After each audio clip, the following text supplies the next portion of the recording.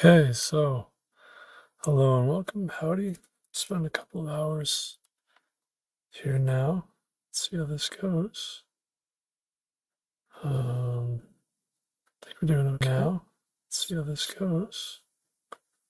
Yeah, that's pretty good. Great. So let's start with count squares, sum triples.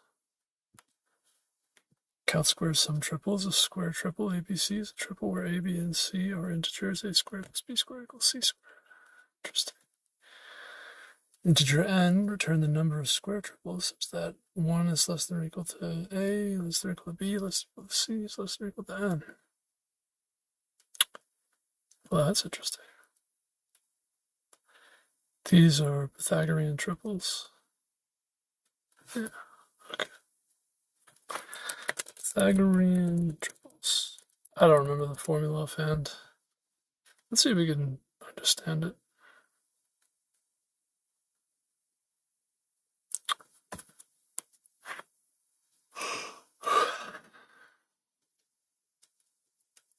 Could use a brute force approach, but there's a more direct approach. Coprime.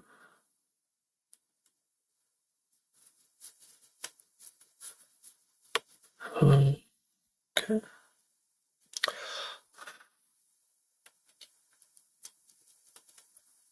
Euclid's formula. Okay. Two positive integers. The following formula is generated. A is m squared minus n squared. B is 2 times m times n. C is equal to m squared plus n squared. Okay. To generate primitives specifically, they need to be coprime m and n.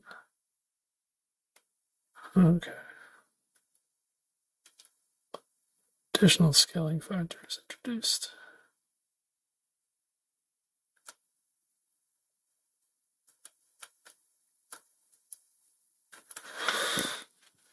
When generating triples, including a scaling factor, are these triples unique with respect to each other? In other words, I want to generate triples up to a value n, say 250, such that A is less than.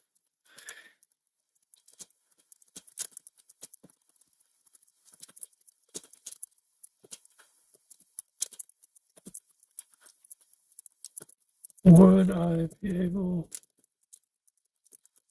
through the values n, m, and n, I wonder about this because it's still two values that I need to use, m and n, and I would still need to go through I guess quite a few different pairs of m and n, and I would still also need to also consider values of k. Very unique.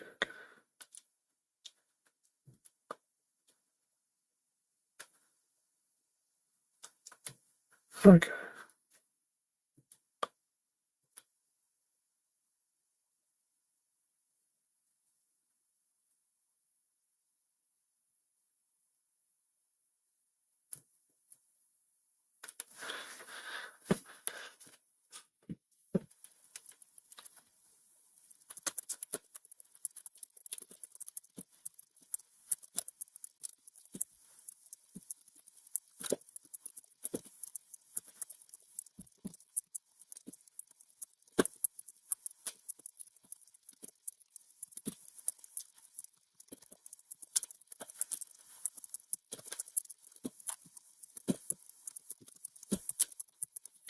Yeah, these are also triples, k, m, and n.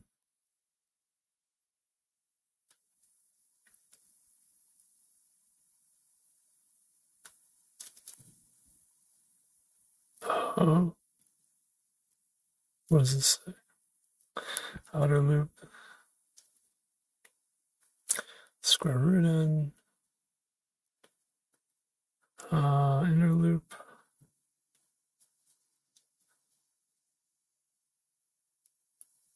uniqueness and primitiveness before scaling, step it by 2, enforce opposite parity. Check if the GCD is 1, if not, skip the next n. Calculate the primitive hypotenuse. The scaling factor can range from 1 to, I think it's the floor, left floor, and C prime north floor. And floor of n over C, primitive.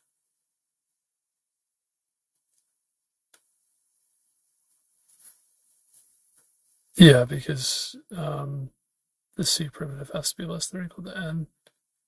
So that means that K is going to be less than or equal to n over C primitive.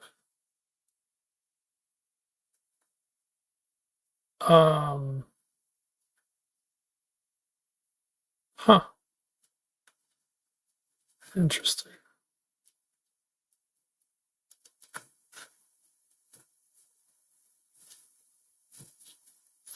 Complexity is closer to n log n or O of n.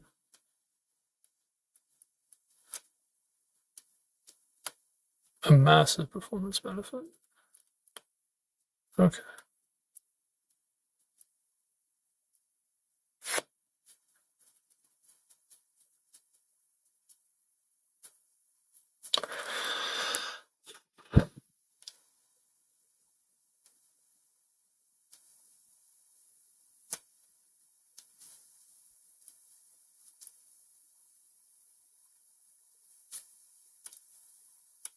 Hmm.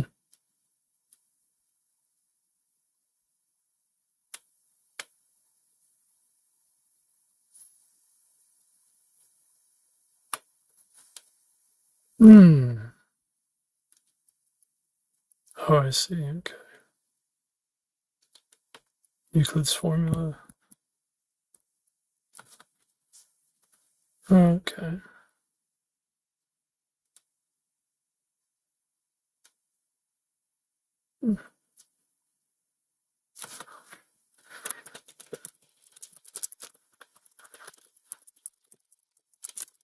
This makes sense.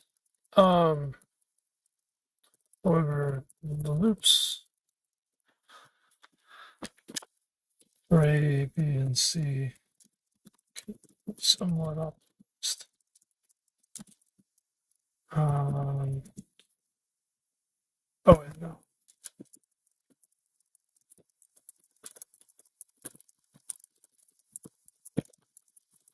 Just thinking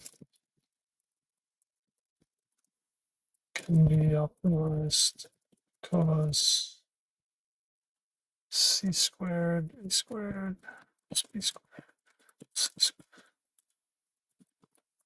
It's relevant, but actually,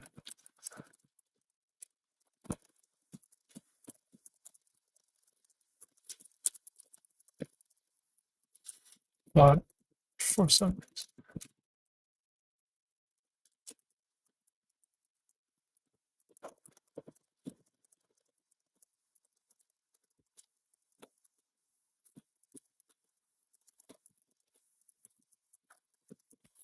Yeah, in my mind, I thought that I can avoid the third loop. Still,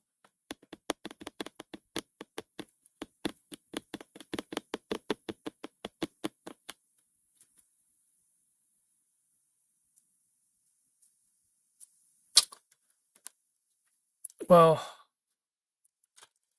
could use perfect squares, A, B, and C. Case it would be O of n for each C. Then roughly square root n weird. In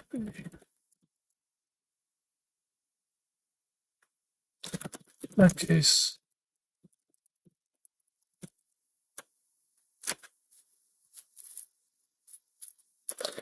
no.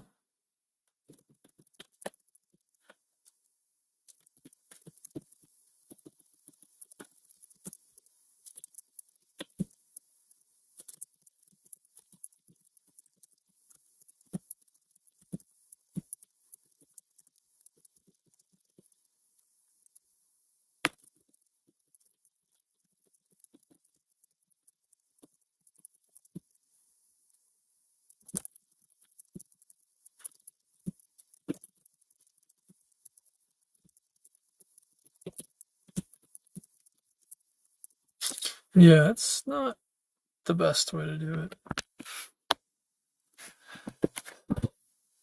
It's still significantly slower. It's quadratic.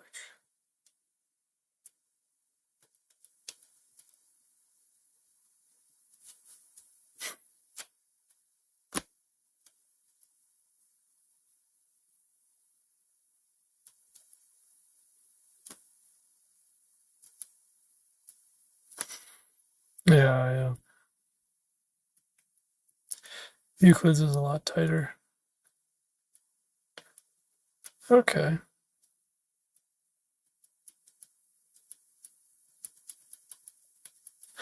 So let's use the Euclids. Let's use Euclids.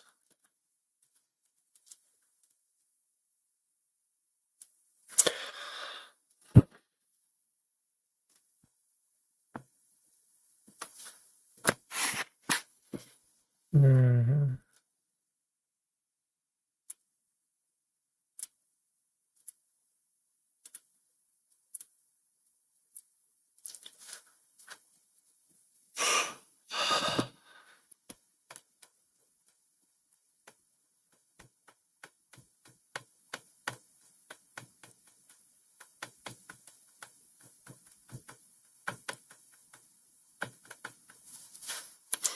So M only needs to go up to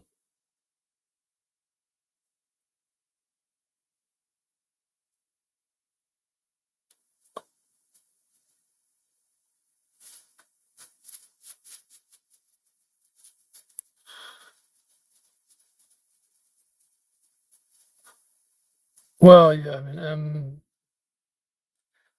only needs to go up to about square root of N. And starting from 2, apparently. Like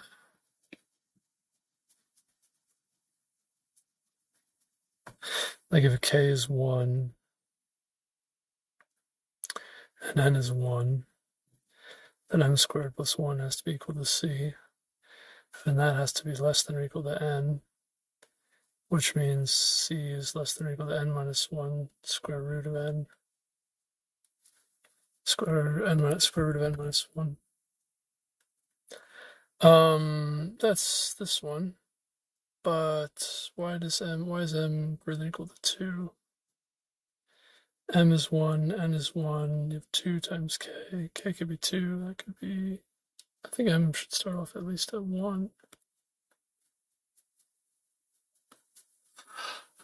So M could, I would say, it actually goes from 1 to the square root. And the inner loop for M, N could be from 1 to M minus 1. N is less than N, M. Uniqueness and primitiveness can jump by 2 with different parity. And then check the GCD, which is efficient, especially for small values. Calculate the primitive hypotenuse, which you would say K from 1 to the floor of N over C. Okay, that's pretty interesting. Let's try it. Oops. Let's try it then.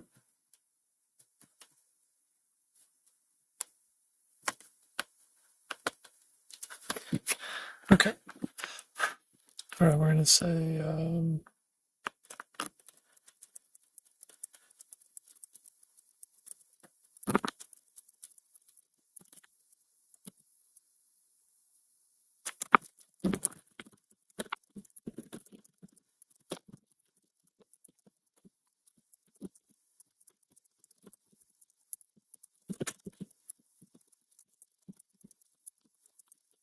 I think this could be optimized further with totient functions.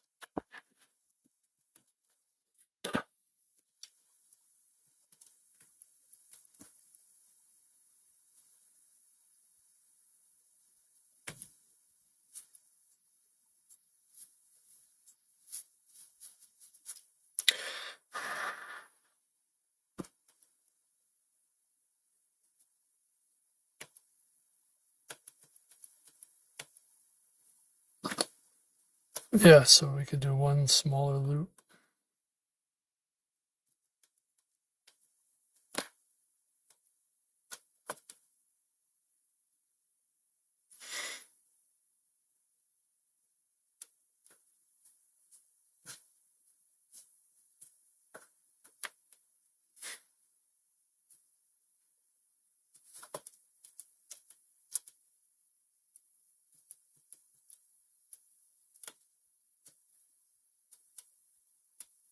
It's more like O of square root n loops.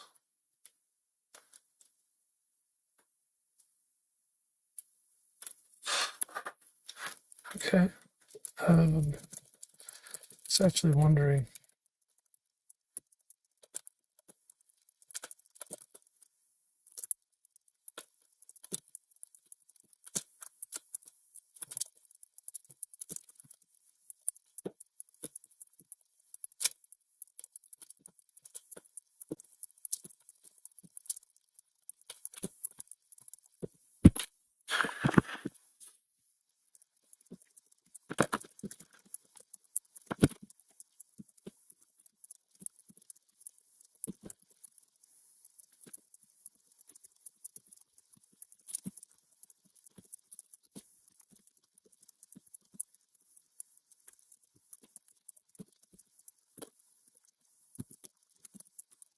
So this is kind of what I was curious about. Like maybe I can optimize out another loop.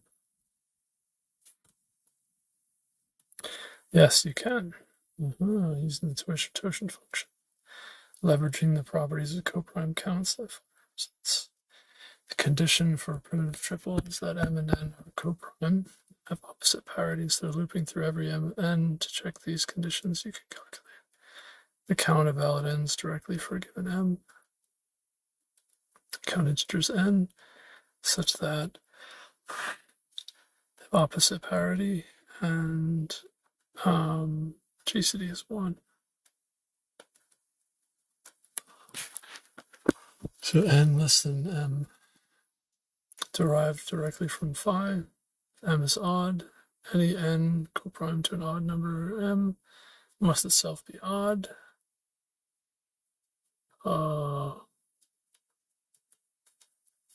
Opposite parity with coprime simplifies beautifully. M is even. Any n coprime to m must be odd. All 5m coprime satisfy the parity condition. Okay. And they're coprime. M is odd, and any n coprime can be even or odd. Exactly half of the coprimes are even, half are odd. Need n to be even, opposite to odd. Thus the count is 5m over 2. Hold on.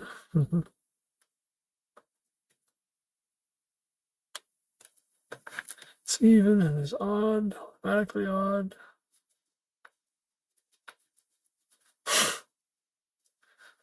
Hypotenuse constraint cannot completely eliminate the loop in place of a simple sum because of the condition. Only want those where n is less than or equal to the square root n minus m squared. All valid coprimes fit. can use the phi formula directly. Square root of n minus m squared is greater than or equal to m minus 1. M is large, close to square root of n. The circle boundary cuts off some valid coprimes. In this region, you must still iterate or use a more complex partial totient sum, which is generally harder than just iterating the small remaining range. Can split the problem into two parts to maximize speed. Full totient, m squared plus m minus 1 squared is less than or equal to n. Here, every coprime n less than n with correct parity forms a valid primitive triple. Limit for m is approximately n minus m is less than or equal to square root of n over 2. Pre-compute phi up to square root of n over 2 using the sieve. Sum the values directly, no inner loop needed. Partial totient, complexity improvement. So it was originally maybe linear, sieve, and log square root n, log square root. This region 1, square root n loop. Difference between the quarter circle and the triangle is significantly smaller than the full triangle. Asymptotic complexity remains dominated by the number of primitive triples, which is linear. The constant factor is drastically reduced because you replace the GCD check and iteration for the majority of pairs with a simple array addition. Okay.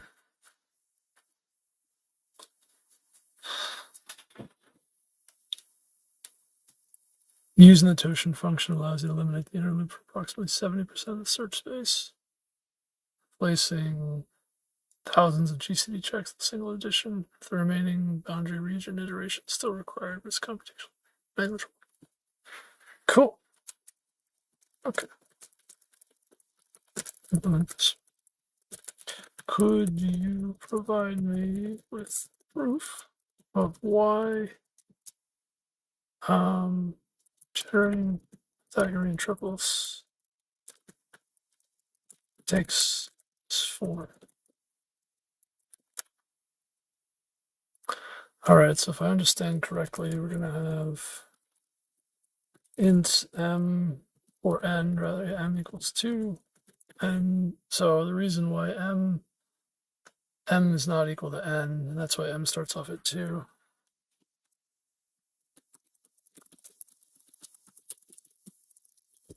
Root n, square root n.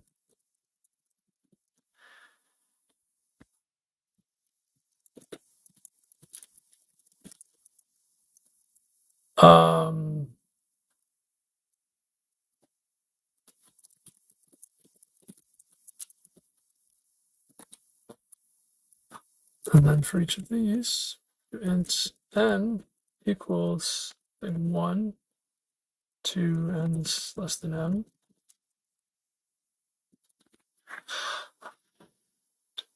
Think. And then we say constant c is m plus n plus n times n. And our result is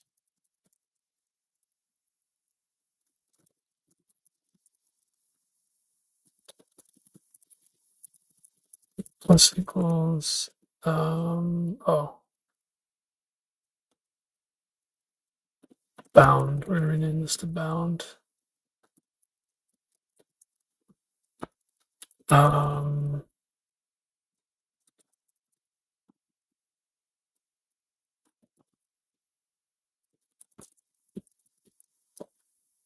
Divided by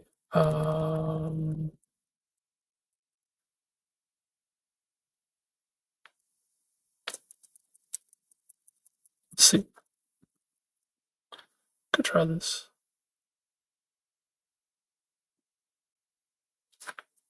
Oh yeah, it's okay. How are we doing on that? Okay. Okay.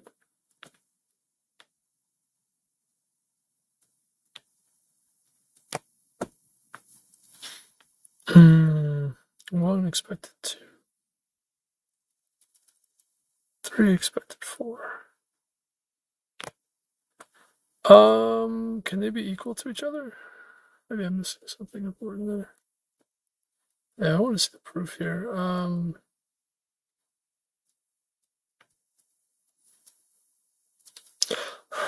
With these,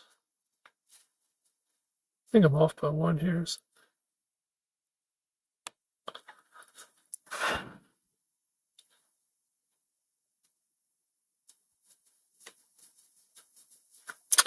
Oh, yeah, I forgot. Okay, I still need to do the GCD as 1, and I still need to do the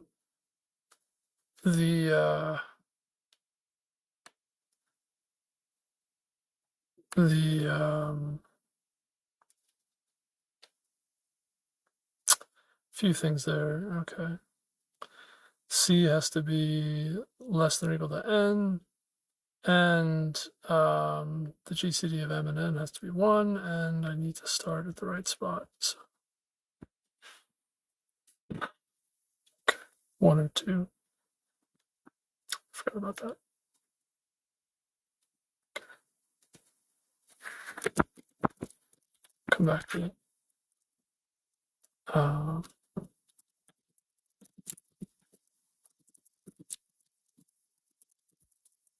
And we don't just continue, we break altogether. And if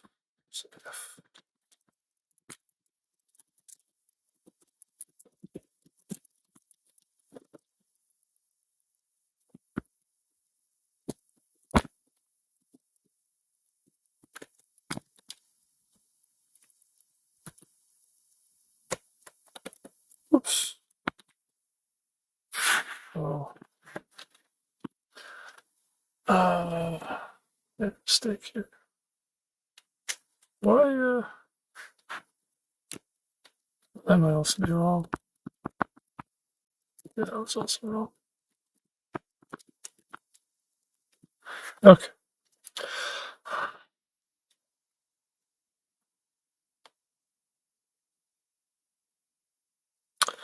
And this is, I think, if m mod 2 or something.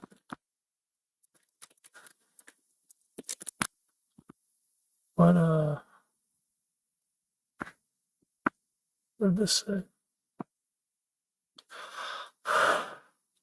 So if m mod 2 is 0, then we would add 0.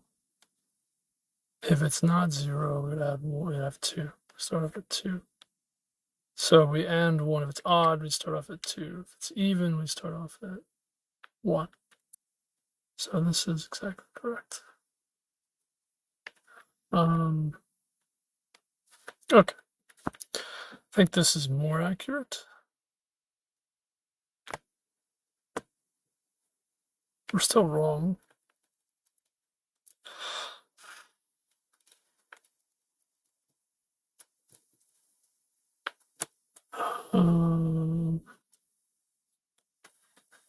One, so it starts from 2, and then, oh, it's plus 2, not plus. I think,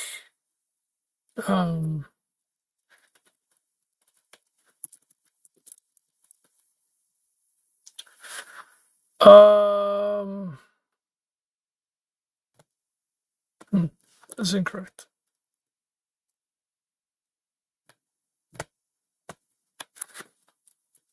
Let's see what the program says.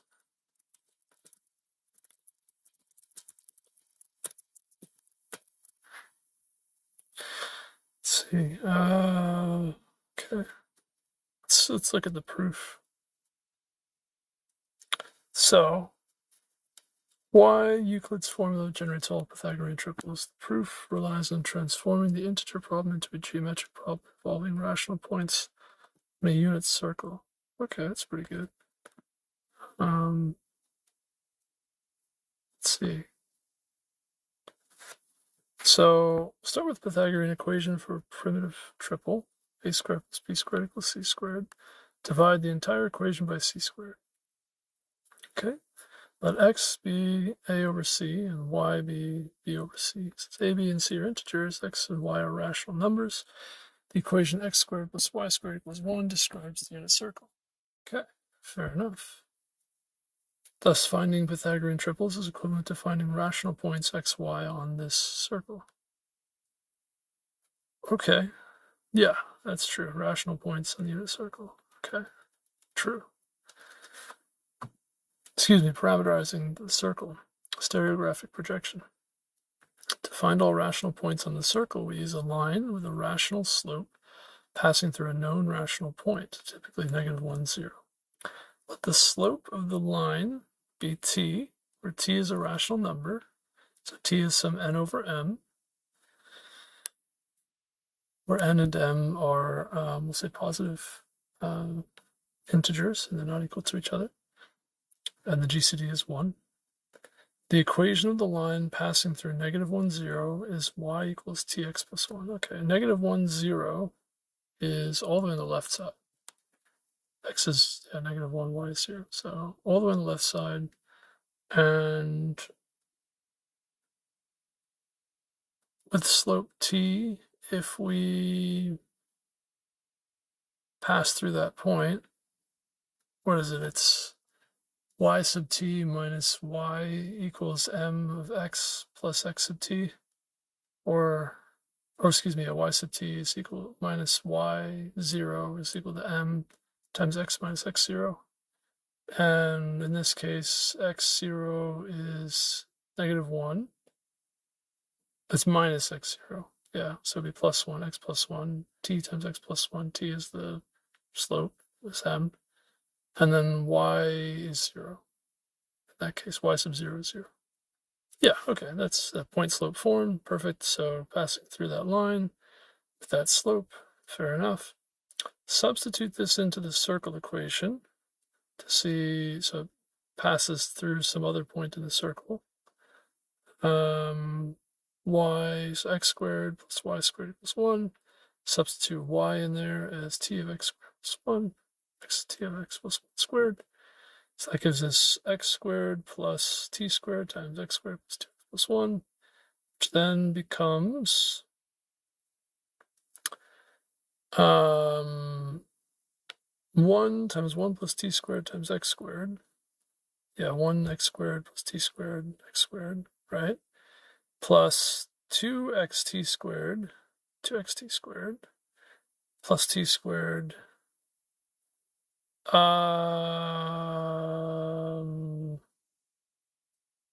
Somewhere in there is a t squared minus 1. No, I don't think there's t squared minus 1 in there.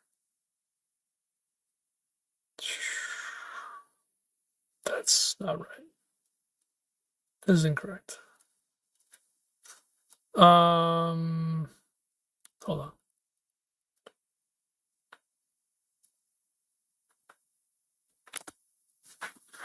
This part looks wrong.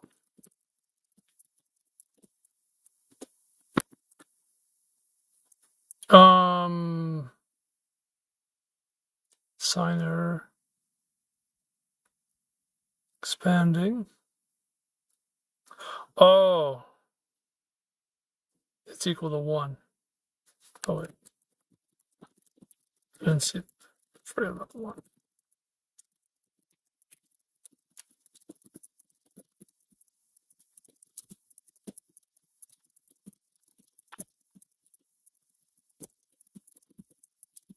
I almost spelled that wrong. I almost spelled that wrong.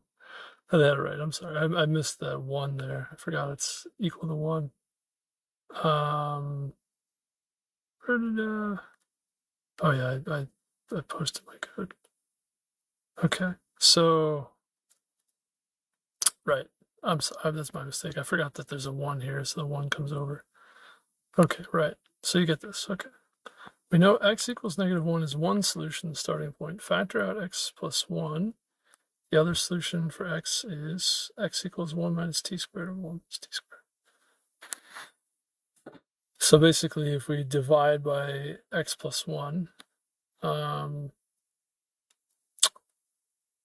which is not the most obvious thing to do,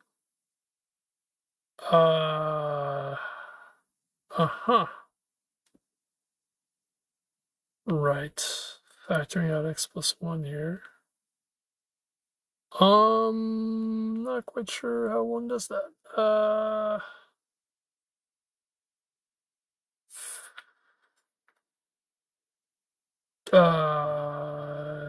How do you factor out x plus 1 here?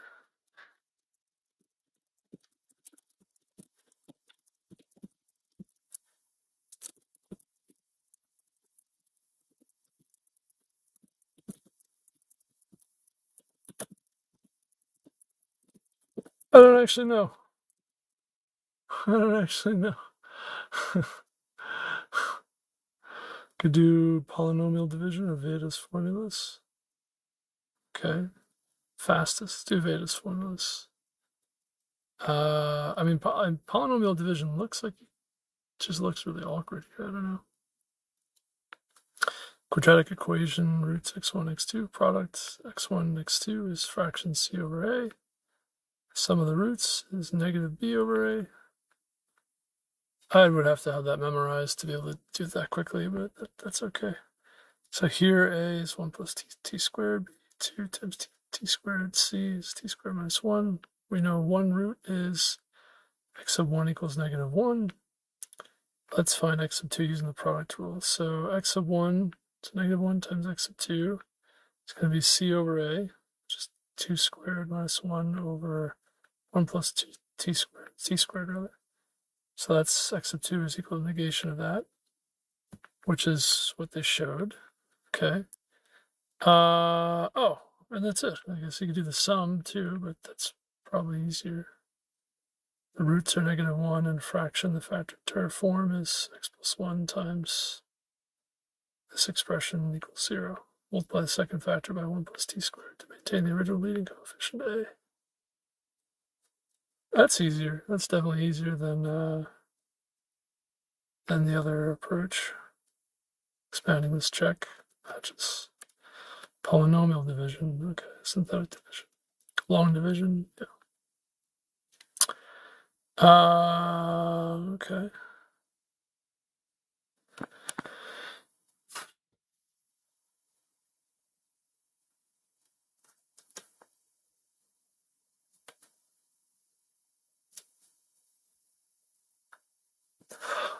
Interesting. Huh. The quotient is this expression. Oh. Okay, yeah. Long division, polynomial long division is not the most obvious thing. So I was looking at this and I was like, why would that work?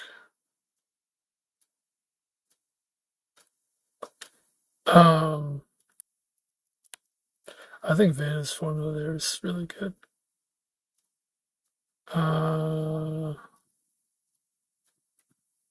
Okay. Yeah, okay, fair enough. So you could use Veda's formula to get this, or you can use long division. So we would do x squared plus x, subtract that here, times 1 plus t squared. So it's 1 plus t squared times x. That would remove this term. And then 1 plus t squared times this 1. I end up subtracting that here. This becomes something else.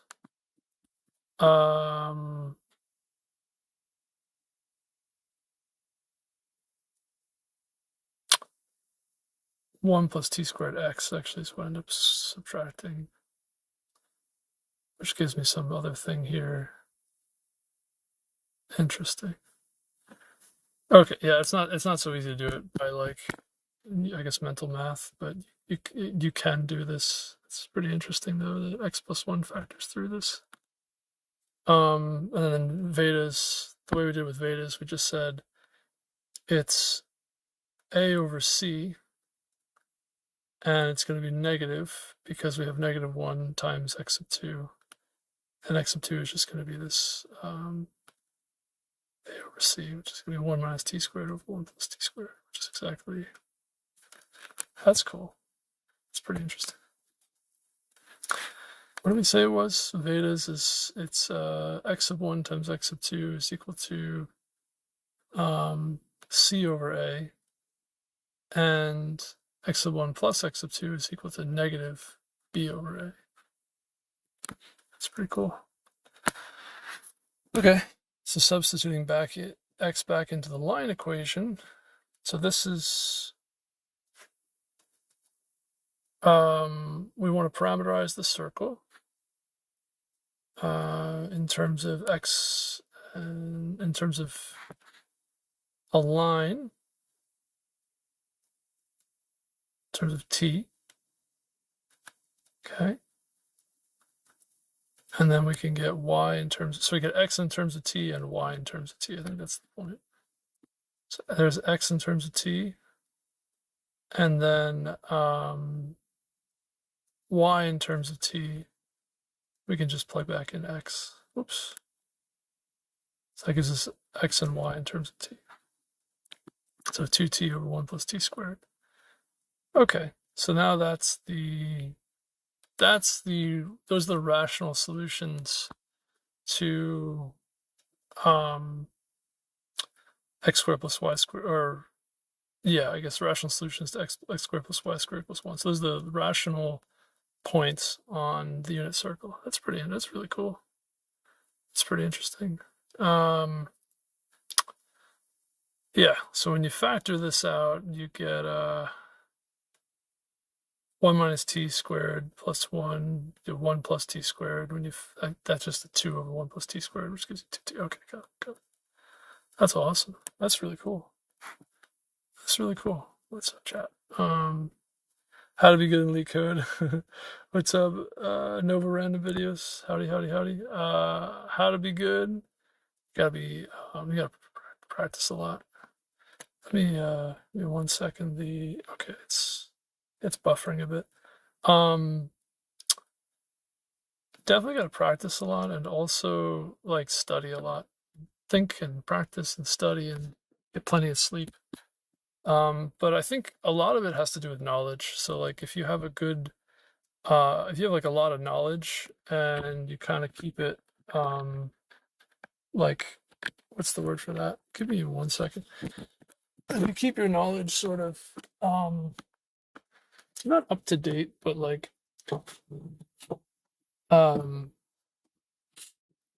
useful. Not sure what the word is. If you keep your working knowledge useful.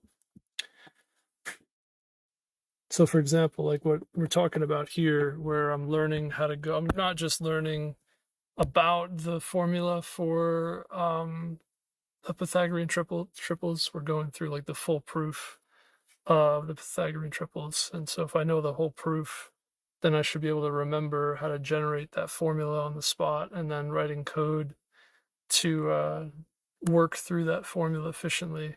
Like all of that should be basically fairly straightforward. As long as I can remember those things, then I'll be very quick if I saw a question about Pythagorean triplets again. But I've seen things about Pythagorean triplets so many times, and I've never really committed it to memory for whatever reason.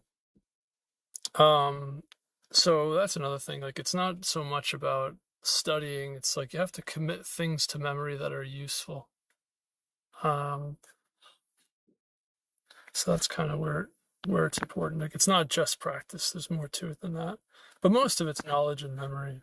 Because a lot of these things, like you're not going to come up with these proofs on your own. You mostly are going to go learn how someone else proved it, and you can just basically trace what they did, like we're doing here. Covering the integers. Okay, so now this is really cool though. This is a way to being good at math definitely helps a lot with programming for sure, competitive programming. And by being good at math, I mean you spend a lot of time studying math stuff.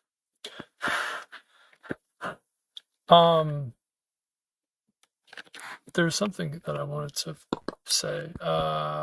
This is really cool. This is a formula for solutions around the unit circle, rational solutions around the unit circle. So now they're saying, okay, now we can recover the integers. So substitute the rational slope t equals n over m and n are integers, back into the expressions for x and y. So now we can find out x and y based off of m and n. So x, we have n squared over m squared, 1 minus, 1 plus, gives you m squared minus n squared over m squared, m squared plus n squared over m squared. So that gives you m squared minus n squared over m squared plus n squared. That's x, and then y gives us a very similar expression. M squared plus n squared over m squared, and then that divided by m squared comes up top, and you get 2mn over m squared plus n squared. So you get this bottom part, m squared plus n squared. And then we said x and y are exactly a over c and b over c, so that puts a at m squared minus n squared and b at 2mn, which is what they point out here.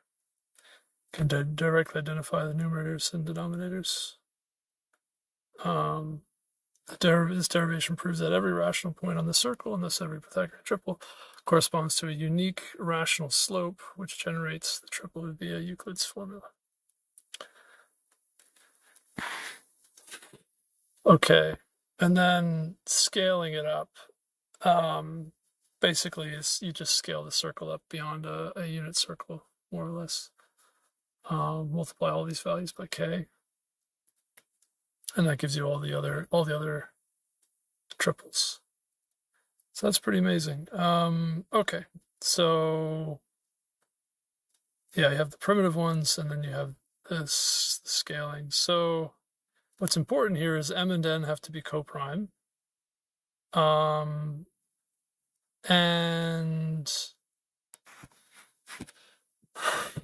I think that's the only real requirement.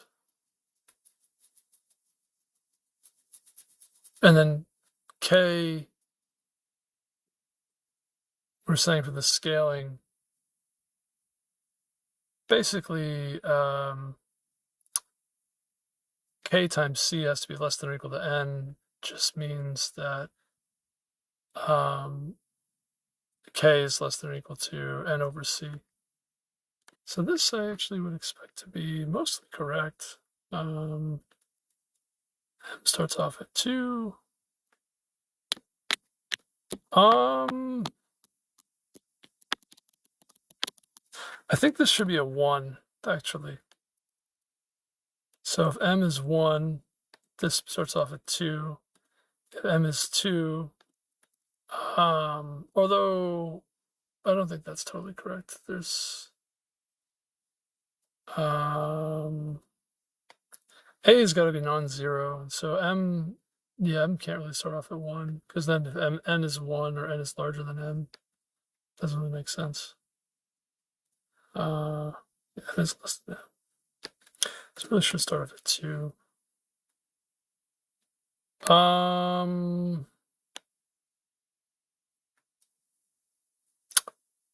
This will be odd.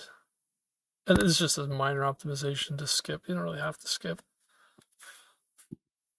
as long as the GCD is 1. What's interesting though is that this is not correct. This is pretty close, but it's not correct. C is greater than the bound. Break. As long as the result plus, yeah, it's slightly off. And I don't quite know why. Oops. Need to get the layout and normal.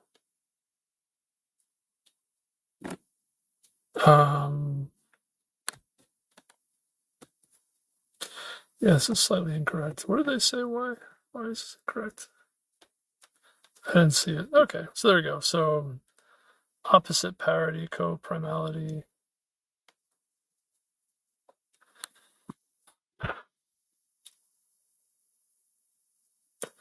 Both are even, they violate the coprimality condition. Oh, yeah, I see. So, okay. So no, one has to be even, one has to be odd. Okay, that's a subtle thing, but that has to do with this being primitive. Okay. Oh, that's interesting. Thus, the constraints on m and n in your algorithm and opposite parity are necessary and sufficient to generate every primitive triple excited. Fails to enforce the condition a less than or equal to b. Oh. Oh. I see. Okay.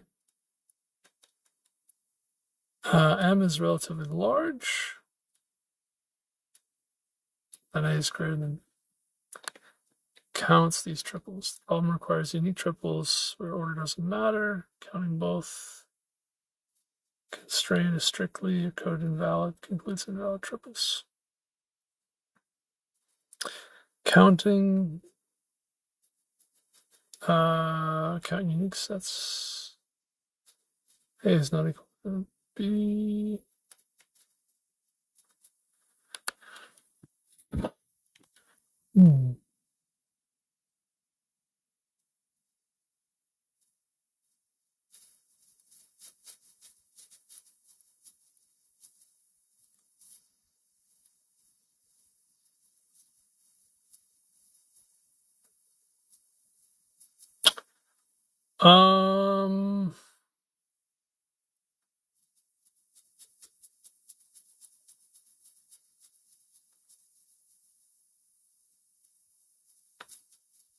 Huh.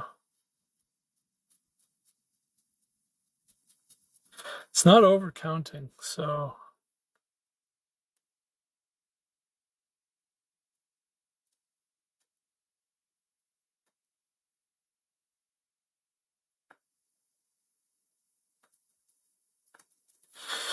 All right. M squared minus n squared is less than or equal to 2mn.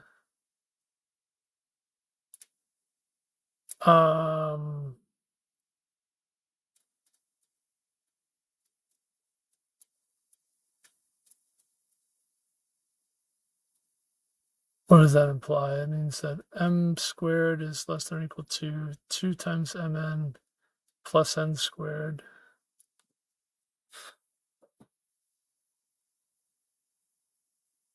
N squared is always bigger than m. So if n is small, I mean, I guess I could check that. That's actually not the problem I'm having, but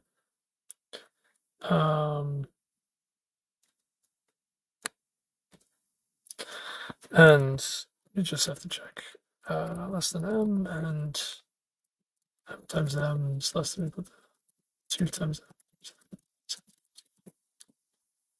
I mean, I'm not sure if that matters, but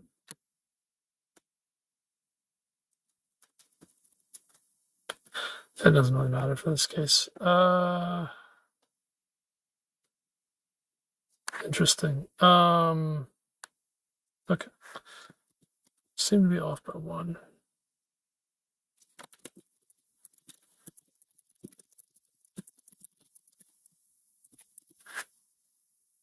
Not quite sure.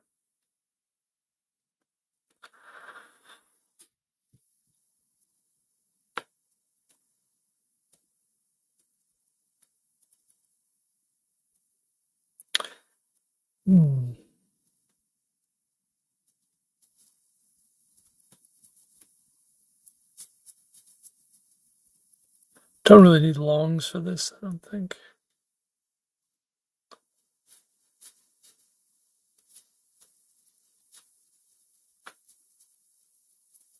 Yeah, what does it say? Still going.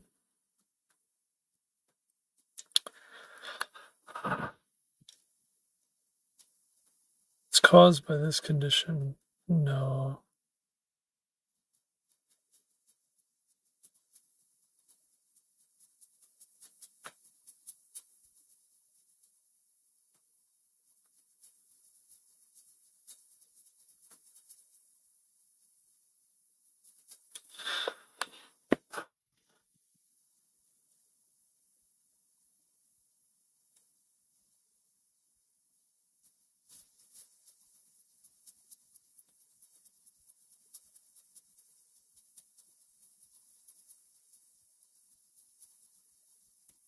Oh, interesting. Okay.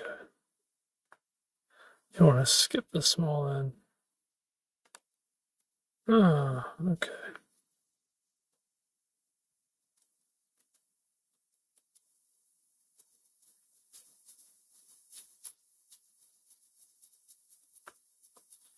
Okay.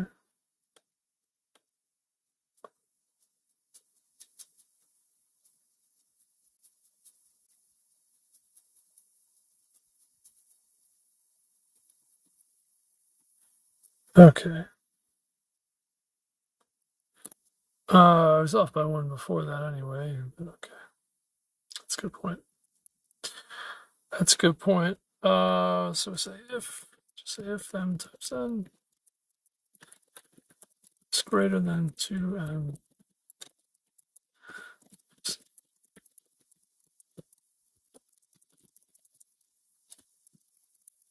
There, that works. Not sure if,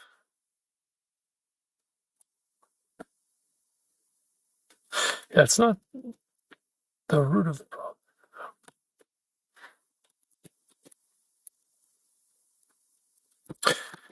Fix that issue, but I still appear to be, I couldn't do this by hand and try to get an idea of what's going on, but the AI should be able to give me a sense what's happening here. Manual enforcement.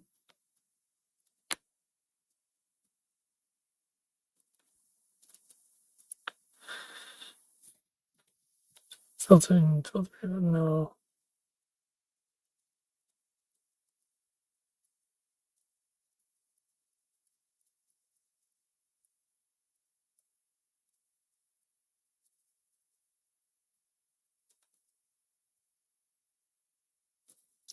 No, I still have the wrong count. N equals 5, even with check.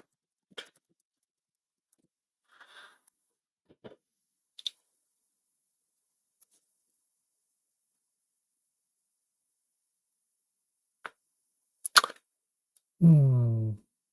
2, 1, 3, 4, 5.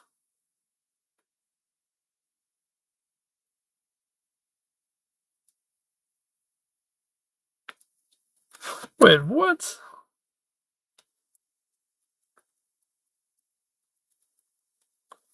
What is going on? Excuse me? N is 5, output 1, expected 2. N is 10, output 2, expected 4.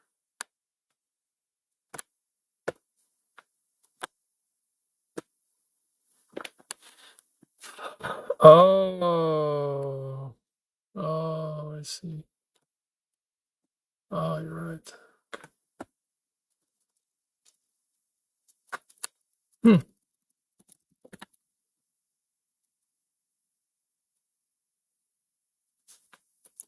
Oh, problem statement wants ABC.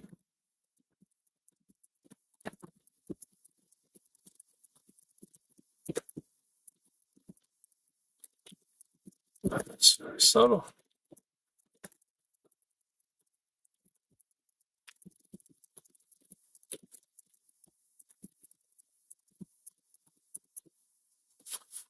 That's interesting, huh? I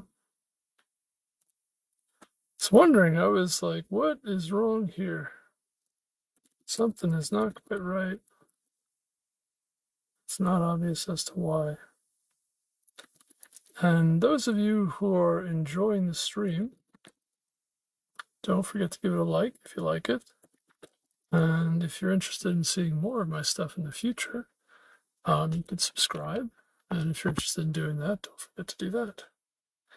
And it looks like I'm wrong here, though. Made a mistake. Made a mistake. Uh-oh. Uh-oh. Did not get too excited about this. I wonder if this is what I need. I mean, it doesn't really make sense. But maybe this is it. I don't think that's it, but it could be. I don't think so. No.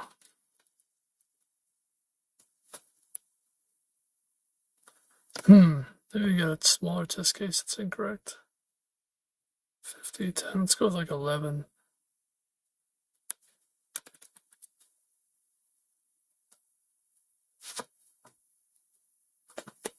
Excuse me. No, 11 works fine. 12 maybe?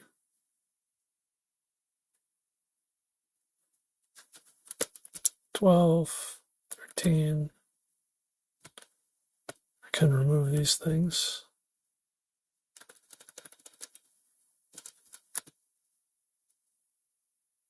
Okay, so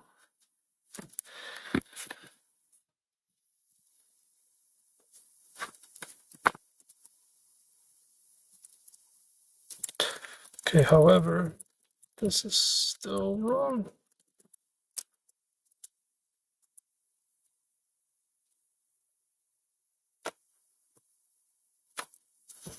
The small test cases. All right, let's do 20 and 25. Something's going on with the larger test cases that's not there in the smaller test cases. Okay, we'll do 20. It's got 10 instead of 12.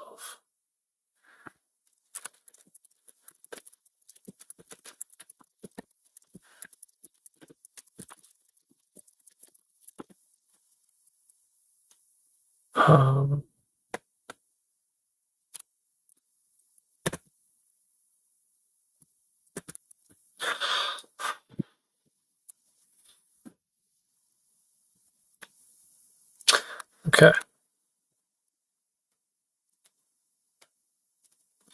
This is very quickly getting okay. Still building the filtering out valid triples in this condition. Removed it from the for loop header. Skips any primitive triple with a leg is greater than the leg. Oh, right. Okay, I need to remove that now.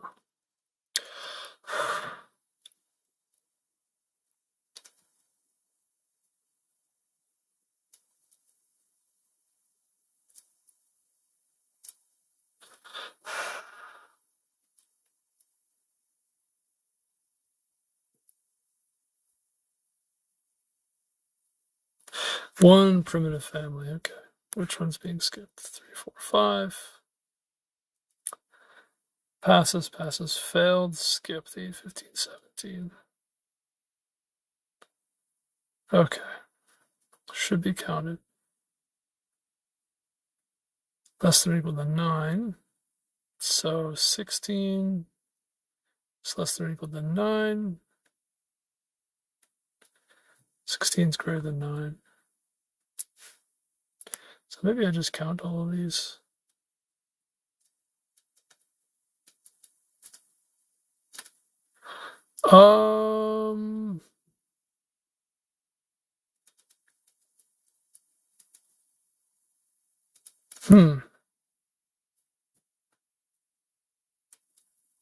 Missed 2.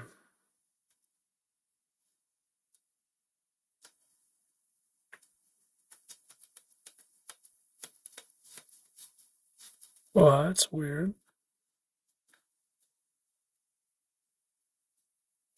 It's pretty subtle. Why does that work? That doesn't seem to make a lot of sense.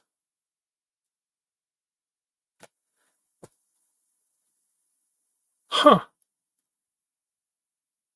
That looks right now. What in the world?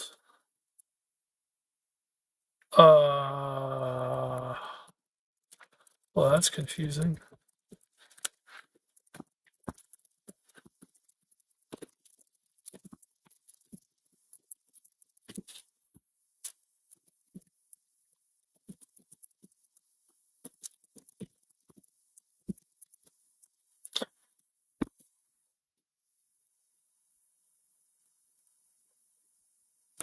Okay. We did it, but that's weird. Generates unique sets, but the order of the legs depends on the ratio of m to n. When m is small relative to n, a is less than b, m is large relative to n, a is greater than b. This matters. Every valid primitive triangle corresponds to exactly one pair of mn. That single pair generates the set ABC once, regardless of a less than b or a greater than b. If you filter out cases where a greater than b, you're deleting those triangles entirely from your count, rather than just reordering them. Since the problem asks for ordered tuples, a and b can be swapped. You simply take the total count of unique sets, which includes both a less than b and a greater than b cases generated by Euclid, multiplied by 2. Oh. Oh. Wow. That's amazing. Okay. Generate some of the triples as a greater than b and some a, but those won't each other in order to get their complements. You can just multiply by 2.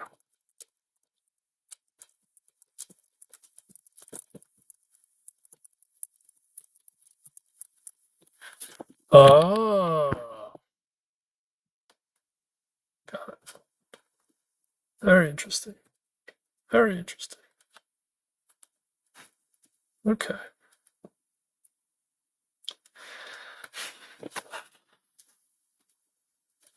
That's an amazing solution. Look at that. So you do have to have the parity check, by the way. GCD check, parity check, break if C is greater than the bound, check, and then add bound divided by C. Really straightforward, actually. Well, not really straightforward, but relatively straightforward. That's a heck of a question, man. It's a good one. It's a good one. Okay.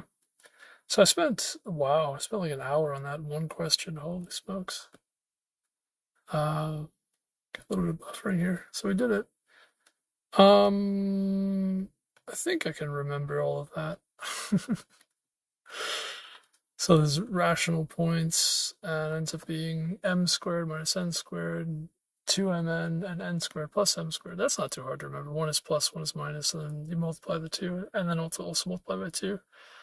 And then you have to have the parity between m and n, because if you don't, then the A, B, and C that's results will have something that divides the GCD of all three of those won't be 1.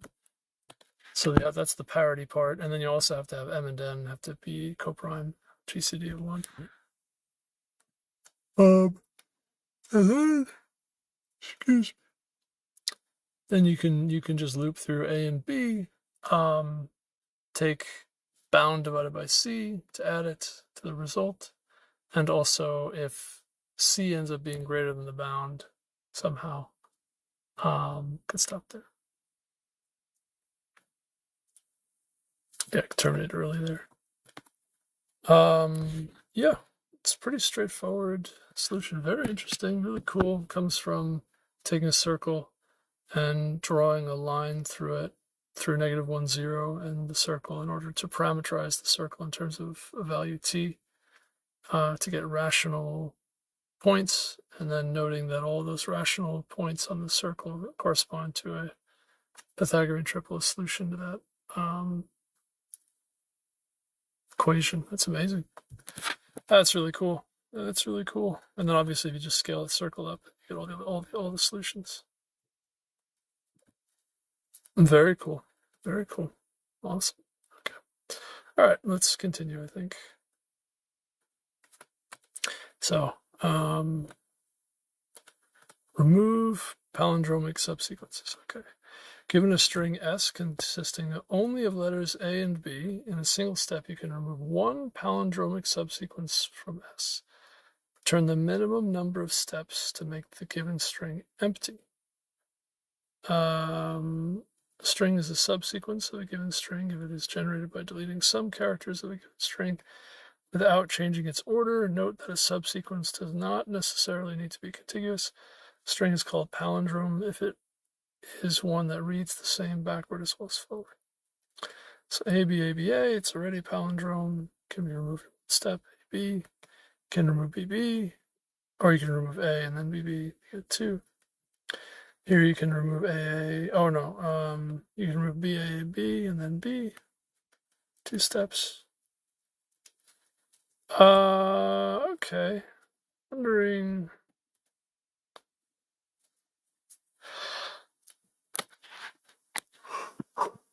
Hmm.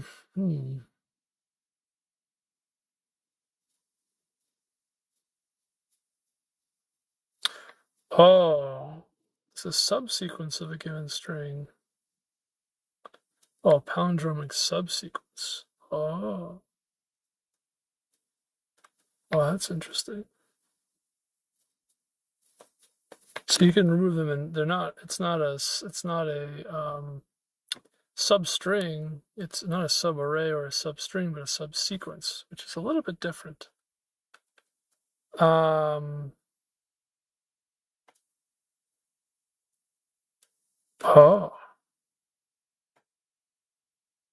So you could do a maximally large subsequence.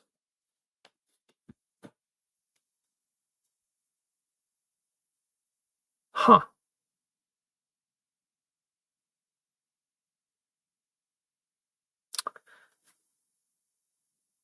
To remove a palindrome, you need either. It could just be. Okay.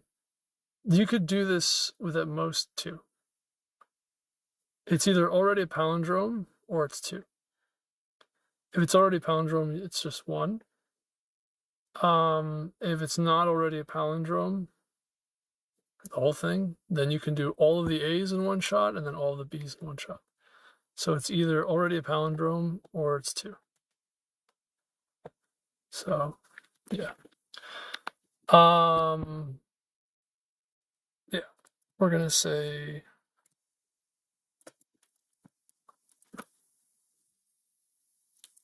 stood string t equals s to verse t dot begin t dot end and return t equals s 1 plus t is not equal to s. I think that's the solution.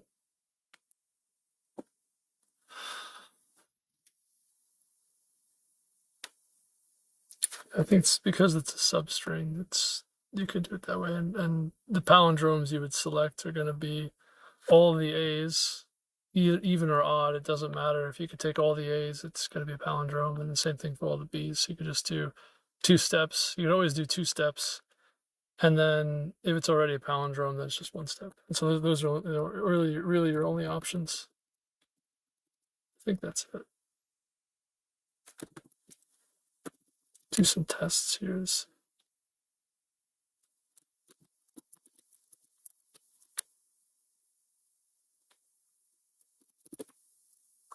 Also, I'm assuming this is at least 1 character. Yeah. Not as confident at the moment. I don't want to just submit it because the last question took so much time, and I don't know. Part of me is hesitant to just submit it. I'm having a hard time believing it's that easy. There you go. Yeah, it's small test cases too, so it's pretty straightforward. Furthest point from the origin. Okay. You're given a string moves of length n, consisting only of characters L, R, and underscore. The string represents your movement on a number line starting from the origin. So you go left, right, or blank. In the ith move, you can choose one of the following directions. Move to the left if it's blank or L. Move to the right if it's blank or right. Okay, so this underscore, you can go in either direction. Okay. Return the distance from the origin of the furthest point you can get to after n moves. Okay, so what you would do is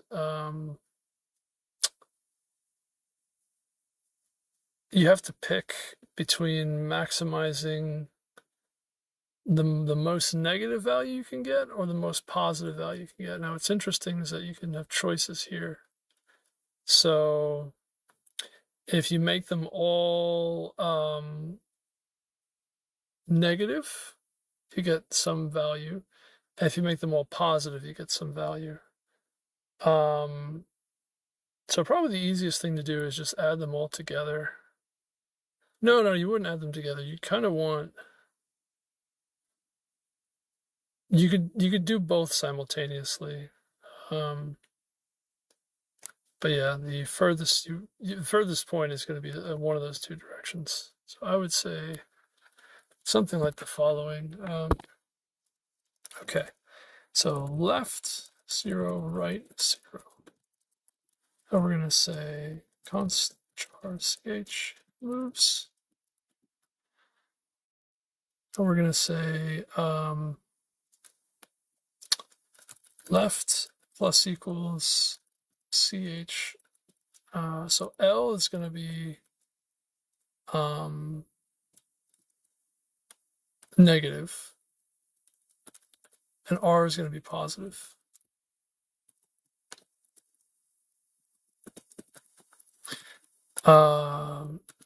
Both of these. And we're going to do right and left. We're going to both have this minus L and plus R. Okay. But the difference is the left part is going to subtract ch equals underscore. We're always going to go below. And the right is always going to go above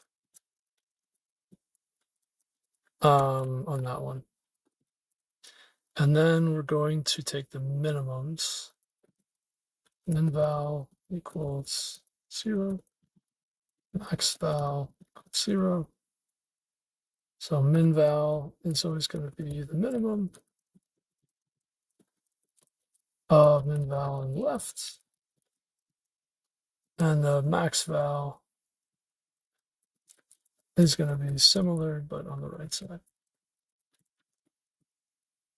And I think this works. Basically simulate both sides. And then take the maximum of max val and negative min val. A little bit confusing, but I think that works. That works. What's up, PRC? Howdy. Hope your day's going well. Welcome, welcome. Wrong answer on the first one, though. Output 4, expected 3. So on the left side, we have minus 2, minus 1, minus 2, plus 1 becomes negative 1, minus 2, minus 3, or subtract 3. So we'd have negative 1, subtract 3 would be negative 4, but then plus R. Okay. Oh, but it's got to be after all of the moves. Okay, I see. So this is wrong. This is going to be, it's a little more complicated than that. So actually, I could do left, right, and then either. I did this wrong, I think. Left, right, either. I didn't realize you have to make all the end moves. And this is going to be either it's left plus either, left minus right plus either, or right minus left plus either. Which in both cases is going to be either. Yeah, if left is greater than right, it'll be positive. It's actually the absolute value of this too.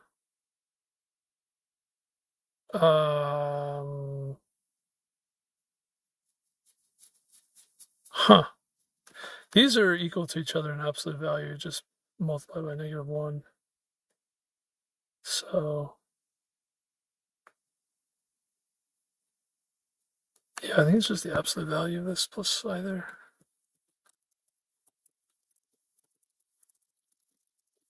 Which is confusing, but I think that's correct. I think that's right. I'm going to go for it. I don't know. I don't know. I'm so confused now. Oh, it's correct. Okay. I had so many different thoughts about this, and now I'm like, I think it's right. um, yeah, because basically you have to make all those moves. So you don't really even need, um, you don't even really need this. You could just do, actually, yeah, I mean, you could do count.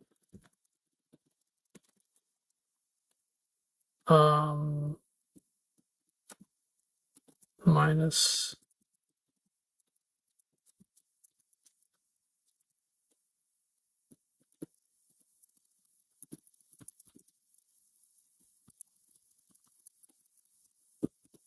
I mean, that works too.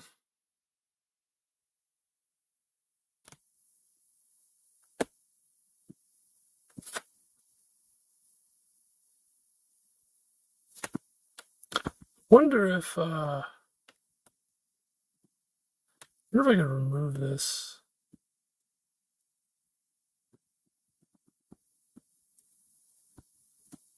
That's fine. It's fine. It's reasonable. Okay, let's move on. Let's move on. Jeez, man. Okay, how are we doing on time? It's like another half hour or so, 40 minutes.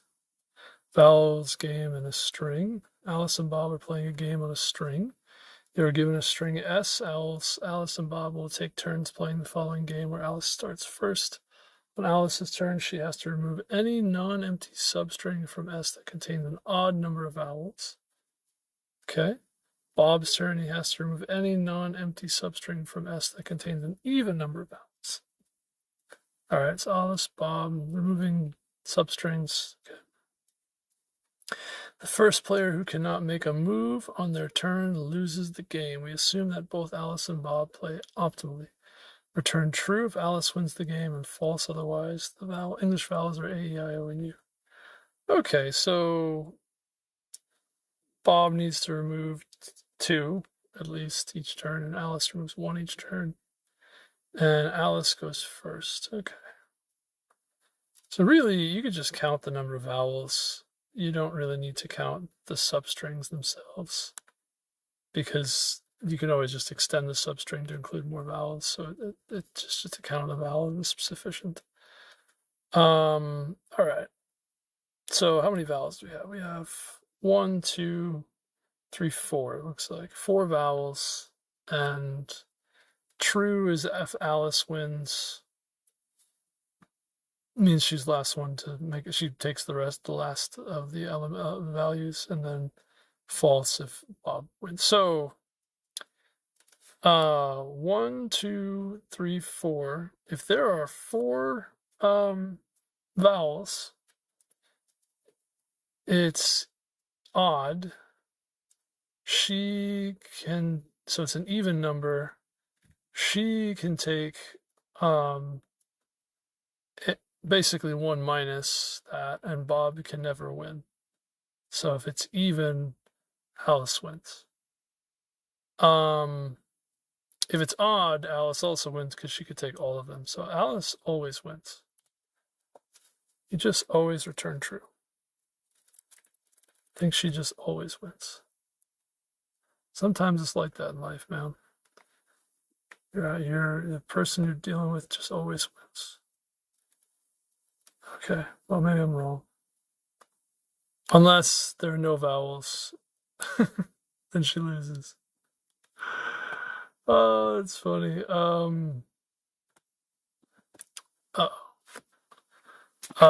Unless there are no vowels. Okay, so I do have to figure out how many if there are any vowels in there.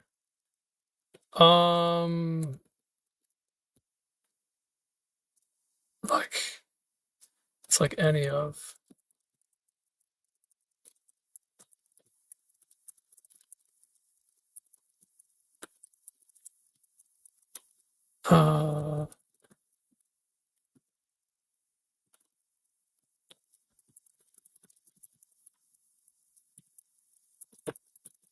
It's A, E,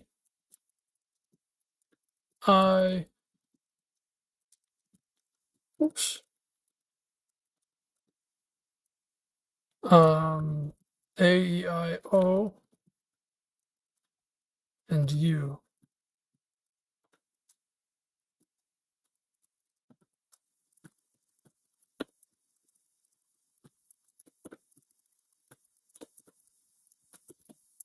And U.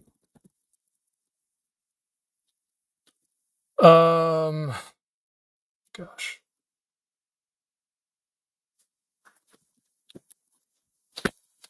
Okay.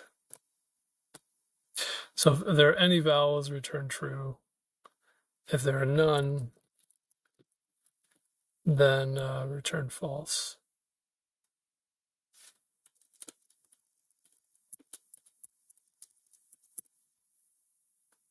And that's pretty much it. That one's pretty simple. I think. I'm going to go with that. I think it's right. Yeah, there you go.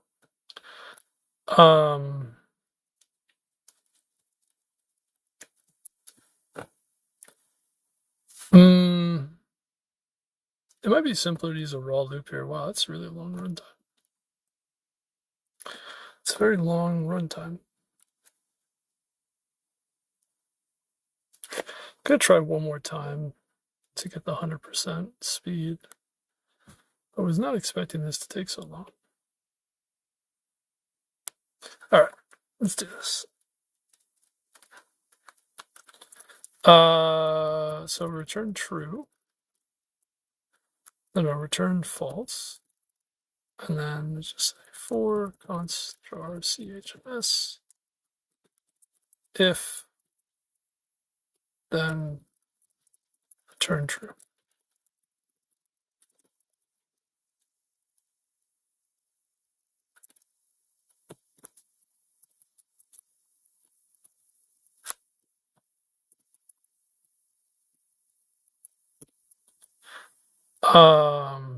Maybe terminate early with a while loop. Surprised this is 7 milliseconds.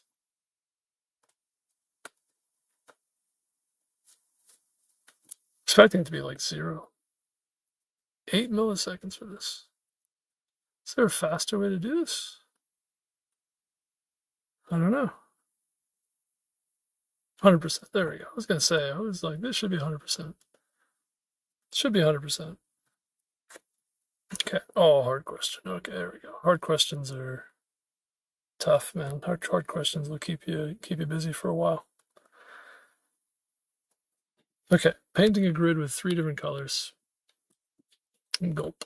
How much time we have? Another half hour. All right. Let's see how far we get. Given 2 integers m and n, consider an m by n grid where each cell is initially white. Okay. You can paint each cell green, red, or blue. All cells must be painted. Return the number of ways to color the grid with no 2 adjacent cells having the same color. Since the answer can be very large, return it modulo a billion plus 7. M is 1, n is 1. 3 possible colorings is shown in the image above. Then we have m is 1, n is 2. 6 possible colorings are shown in the image above. Okay, interesting. It's a 3-coloring grid, 3-colored grid. M is 5, N is 5, 580,986. Okay, M is going to be there's going to be 1 through 5, and n is going to be 1 through 1,000. All right, so what's interesting about this is when m is 3, this has a very clear dynamic programming solution. That was actually another question. But when m is, or excuse me, when n is 3, actually. It's only when n is 3. Well, it's the same thing, I think. When m is 3, and yeah, m is the number of rows. Yeah, when m is 3, there's a way to do this using dynamic programming. It's very interesting. When m is 1, it's only 1 row. I'm sure there's a lot of different ways you could do it when m is 1. When m is 2, it's also probably a few different ways to do it. 4 and 5 cases, I don't know exactly how I would do it. I'm pretty sure I could do the 1 case and the 2 case I could figure out. The 3 case I already know. The 4 and 5 case, though, is something that's, I don't know what the answer to that is.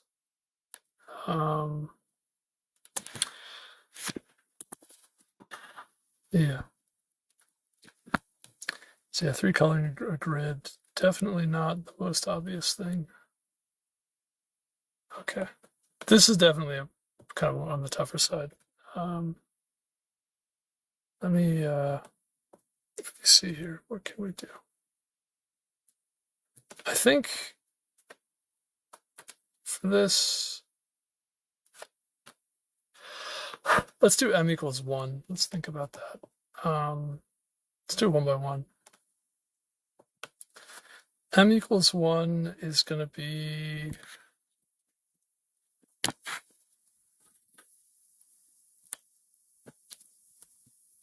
n is 1 can be 3 different colors. N is 2, you can pick 3 different colors for the first element. The second element just has to be a different color. It can be 2 different colors each. So 3 times 2 is 6. When n is 3, you have 2 different choices again, I think.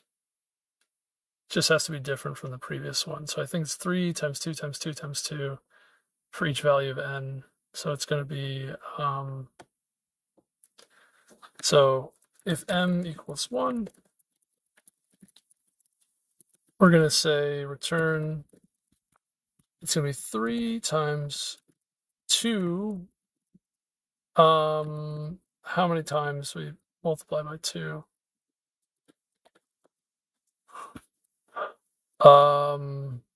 I think times n times. So, oh no, n is n minus 1 rather.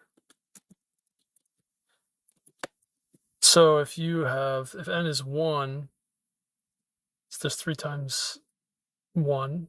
If n is 2, 3 times 2. N is 3, it's 3 times 2 times 2, and so on. So I think if n is 1, m is 1, you get this kind of expression.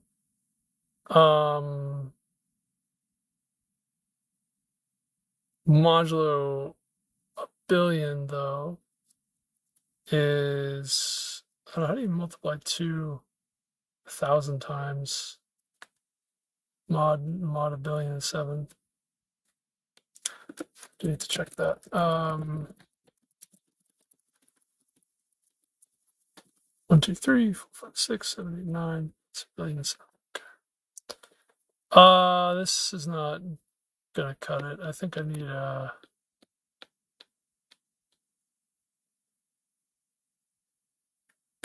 oh boy. I could do binary exponentiation, I think.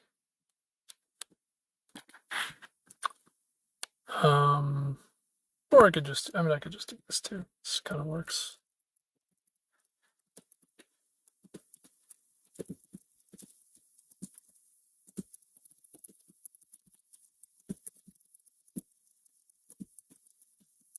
This works too.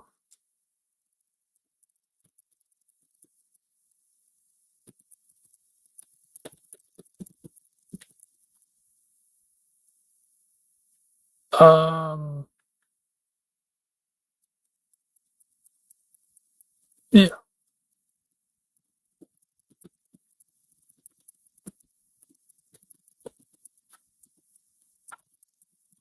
I don't actually need to make it too fancy here.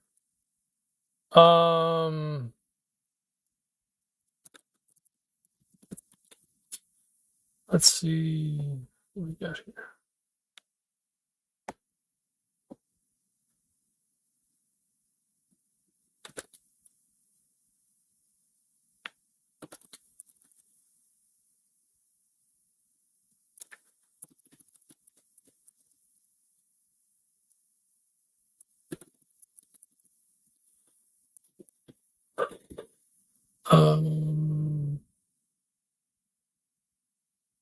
All wrong.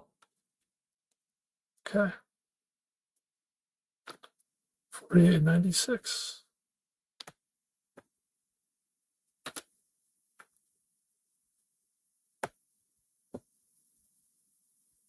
Okay, so I had the right idea for m equals 1. That just had an off by 1 error there, but yeah, this works fine. This, like I said, I could use binary exponentiation instead, but it's only up to 1,000. There's no real reason to change that to make it faster. M equals 2 is a little more complex, I'm sure. So m equals 2 is going to be 2 rows. And we can pick, we have 3 different colors to pick from, like 0, 1, 2, for, I guess, the first row. So you could, there's 3 different ways you could pick for the first row, or first column rather, first row, first column. It's going to be 0. You have 3 different options you could pick from, and then two options after that. So there's 6 different possibilities to start with, which is what they have here, right? 6 different possibilities to start with. And of those 6 different starting positions, which they're all similar to each other, right? They're all symmetric. You can get, what can you get for the next starting position? So if you pick 0, 1, then you can pick 2 different options for, I guess, the next element. If it was the first element in the next column, right? First element in the next column, there's 2 options. And then the second element in the next column, you can pick something that's different from the element that was just picked, which means there are two choices there, right? But those 2 choices also have to be different from the element next to it, so there's 6 possibilities to start with, 6 different kind of starting points, and then 2 different options that can be picked in the first column, but the next element, so it would be like 0 or 1, you could pick 1 or 2. If you pick 1, then the next element it could be 0 or 2. There's 2 options. So when you pick 1, there's 2 options. But when you pick 2 there, so 0, 1, 2, you could pick 0 and only 0. It's only one option, because you picked 0, 1, and you could pick 1 or 2, beginning of the second column. You pick 1, you have 2 options, 0 or 2. But if you pick 2, you only have 1 option. Okay.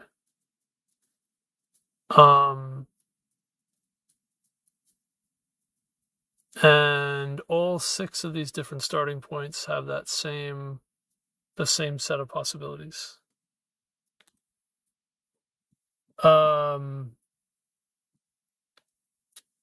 And interestingly, the next column has the same choices, right? So you could pick 3 more choices.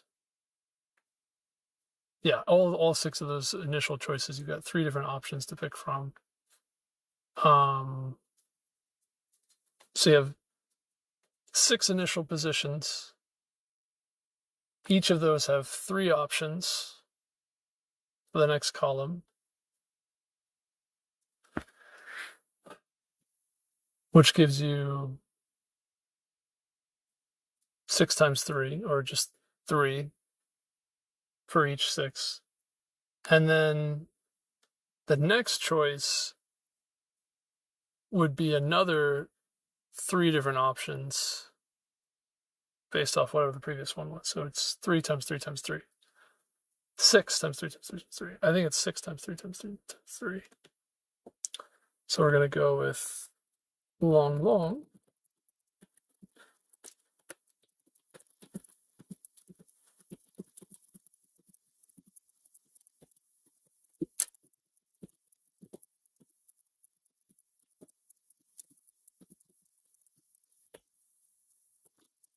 Let's try this one. Stat cast.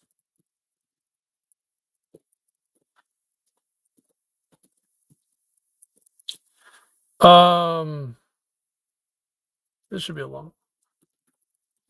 I think when n is 2, I think that's what you end up with. When m is 2, rather.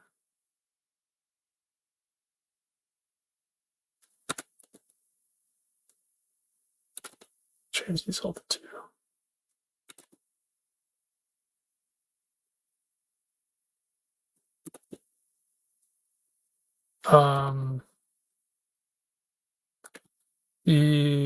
The m is 3 case is a little more interesting.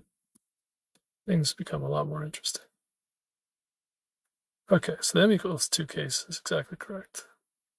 It's just 3 multiplied a bunch of times. Okay, great. All right, now let's look at 3. M equals 3. This is actually a problem I've already seen and already solved. This one's not too challenging. Or not that it is challenging, but it's not it's actually very straightforward to compute. So it's going to be there's ABA and then there's ABC. And the way it's going to work is and we're going to have previous ABA and previous ABC.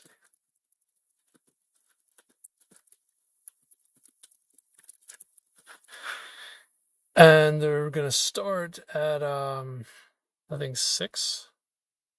Yeah, it starts off at 6.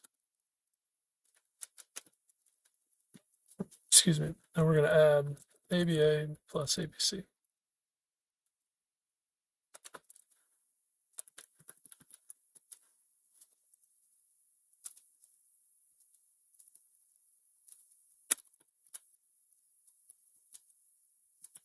Mod. Okay.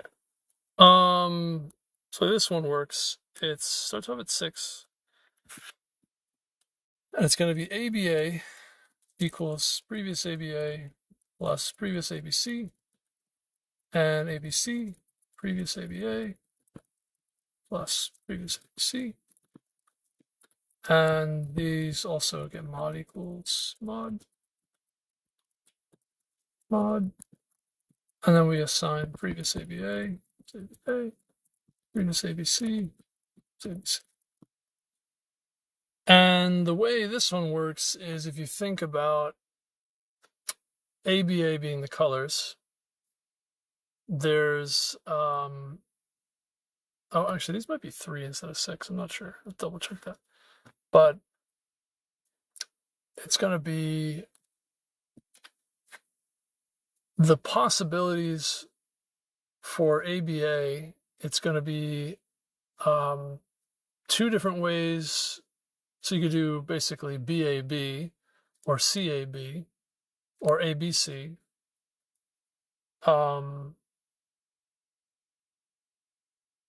Is that right? Given a particular ABA, you could do BAB, BCB, CAB, or excuse me, CAC, but you can't do CBC. Yeah.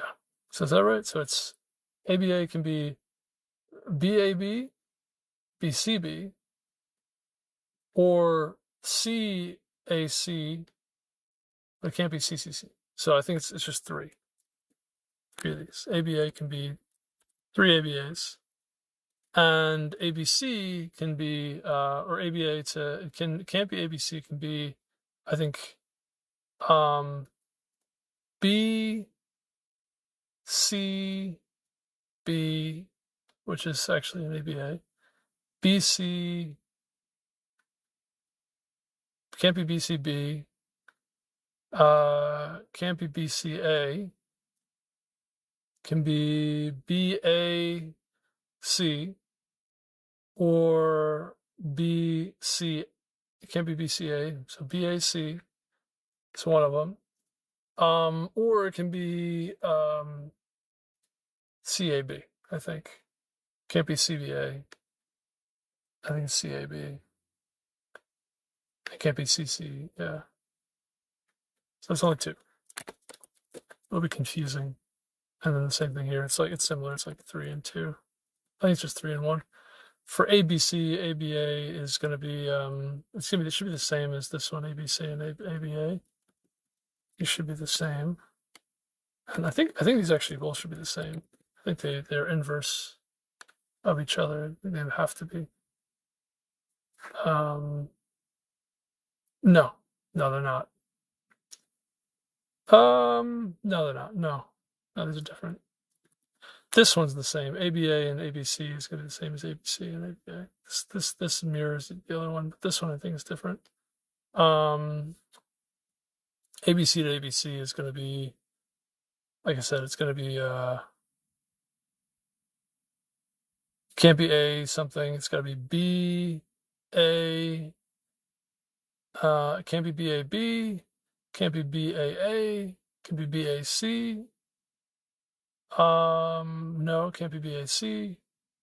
So then what about BCA? BCA works. That's one. How about can't do BCB and can't do BCC? So I think it's just BCA. And then CAB works. So I think it's just two. CAB.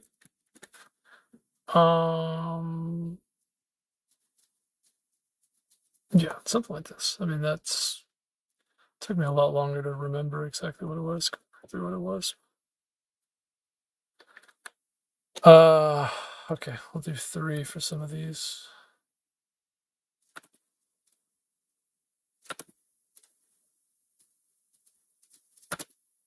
May or may not be correct. I might be misremembering exactly how that works. Okay, so those are right. That was correct. That was the correct assessment. It's a bit complicated why it works like this, but basically you've got these different ABA states and ABC states, and each next column you've got a few different options for each one, and it creates a recurrence relation. And interesting, there's like a lot of symmetry involved there, which is really cool. To kind of justify this recurrence relation. And again, this recurrence relation could be, you could use matrices if you wanted to do this in logarithmic time rather than linear time, linear in n. You could do it in logarithmic time instead of linear time by using matrix binary exponentiation. Binary exponentiation on the matrices rather than just the values. So these ones would be binary exponentiation directly on the values, and then this one is binary exponentiation on the matrix involved. But now things get more interesting. So that took a while, right? It took a while to kind of piece together. I don't know m equals 4 and m equals 5. I don't know that offhand, and I'm sure it's got a similar kind of a dynamic programming kind of a solution. It's not obvious to me exactly how it's done, and probably involves, again, like symmetry and like working through the different cases and things like that. Yeah, you are a goat. What's up, yeah, Laksha Gupta? Hope your day's going well. Welcome, welcome. Howdy. Thank you. Thank you. Thank you. Muchas gracias. Muchas gracias. So yeah, I don't know 4 and 5 offhand though. Those are a little bit more challenging. Let me see if there's a way. How can we think about 4 and 5? I mean, it's the same idea as the other ones. You just go through all the different possibilities for a given column. I guess how many different states do you have? You have A, B, C, or A, B, A, B, A, B. You can do A again. You can do B, C. You just can't do A. So you can do C, A, B, A, B, A, B, A, C, A, B. You can't do B. You can do C, A, A, B, C, B, and you can't do A, B, C, C. A, B, said A, C. That's it for A and C. So then we can do A, C instead of B. A, can do A, can do B. A, C, A, C. Which is kind of the same thing as A, B, A, B, right? So this is sort of the same. Same. Same state. Same as A, B, A, B. So we have ACAC, ACAB, ACAC, ACBA, ACB, can't do BB, but we can do BC. And that's ABC, and then we can do B. And then the other states are duplicates, are also same. The other, the other two sets of states.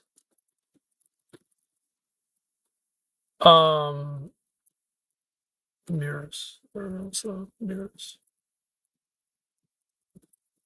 Right. If I start with B or C instead of A, then these all change like respectively. So there's three of each of these. So are these how are these different from each other? So ABAC is the same as, so this is the same, matches ABAC, right? This matches ABAB. This ABCA matches, what is that one? Yeah, it matches this one too. Oops. Matches ABCA. Right, there's all this symmetry here. And this also matches ABC. Okay. Yeah. So there's really only 4 different states to consider, right? This one, even though there's like 8, these match. ABAB matches ACAC, ABAC matches ACAB, ABCA matches ACBA, and then ABCB matches ACBC. Right? These are all related to each other in terms of like the pattern, right? These are all the same pattern. So there's really only 4 patterns, doubled to make them sort of 8, and then tripled. So roughly 4 patterns. multiplied by 2 and 3. So multiply by 6. Okay. So four real patterns, and then a lot of symmetry, and then we effectively multiply them by 6. All right. So how many? I think we can use the same recurrence relation that we used over here, the same state-based recurrence relation. Let's try it. Let's try it. Oops.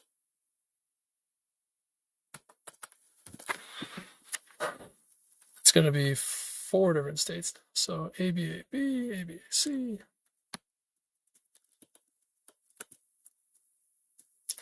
ABCA, and ABCB. And then all these are going to be previous of each. And I don't remember how I computed that, like what these start as.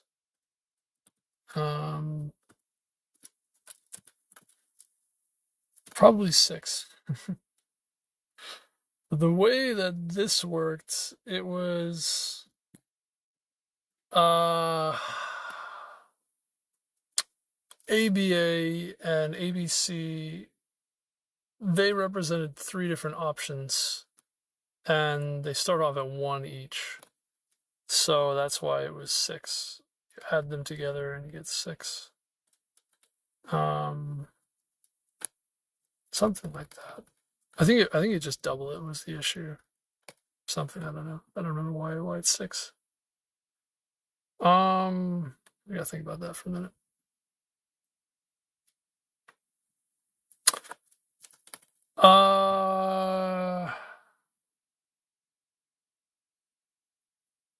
Why did it start off at 6? Really, there was 1, but 6 different cases. So ABA, ACA, yeah, okay, it's ABA, ACA, BAB, BCB, CAC, CBC. That's why, because there's 6 initial states that match this pattern. How many initial states match each of these patterns? I think 6 each, actually. I think we said that before. Yeah, 6. They're also 6. Yeah, that's correct. Okay. So many 6s now. But now it gets a little more interesting because we say, okay, of these 4 states, how many of the other states match? You said there's ABAB, and ABAC,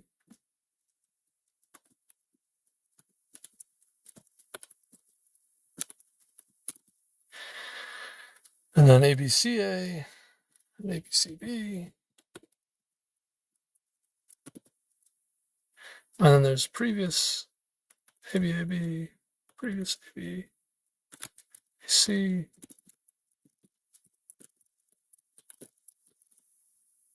ABCA. Put these on a new line.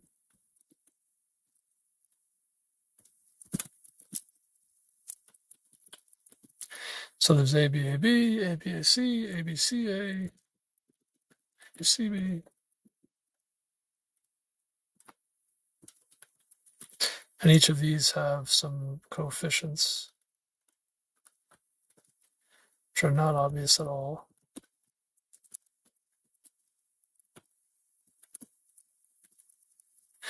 And then we would take each of these, ABAB, ABAC, and what's the other one? ABCA, ABCB.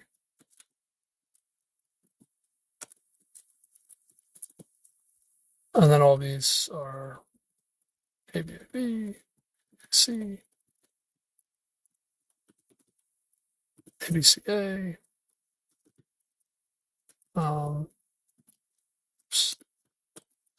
ABCB. Okay. Now the question is, I've got four by I got 16 different coefficients to resolve. Oh boy. Oh boy. 16 coefficients. Okay. So basically, what this is suggesting is how many different patterns that have ABA can I fit with the previous ABA? Well, I think it's actually going to be the same as this one, ABAB rather. It's ABAB is going to be very similar to ABA, I think. And the reason is not so obvious.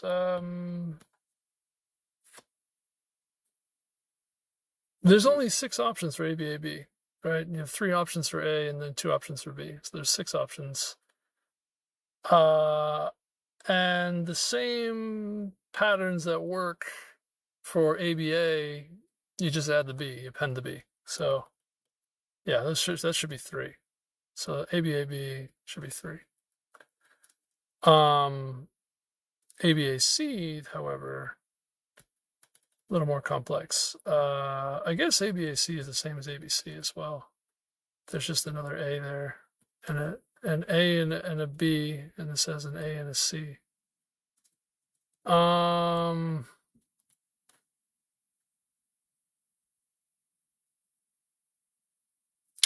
mean, there's the three for the ABA part, and the C. There's only one option for the C. It's just different from A and B, right? So it's actually, I think it's also 3. I think you can reason it's also 3 here. And ABCA compared to, actually these are already decided. These B's and these A's, these values.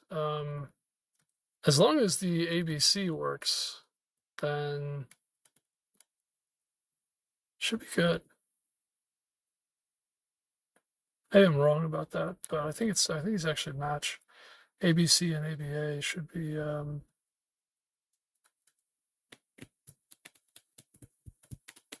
2. I think these both are 2. Again, I could be wrong. I could be wrong.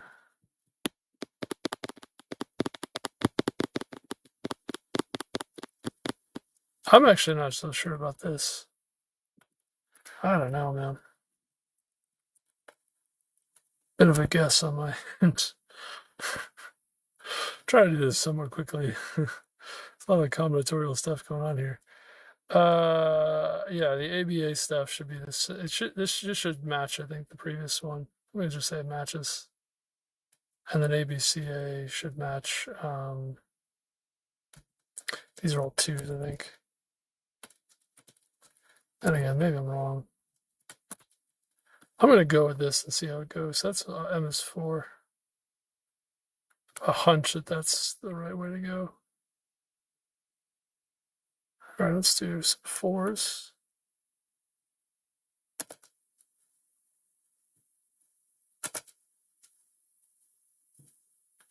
Okay, let's see.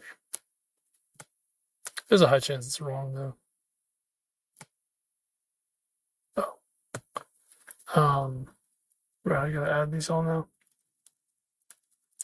It's gonna be long result. ABAB plus ABAC plus ABCA plus ABCB modulo mod. Convert that to an integer.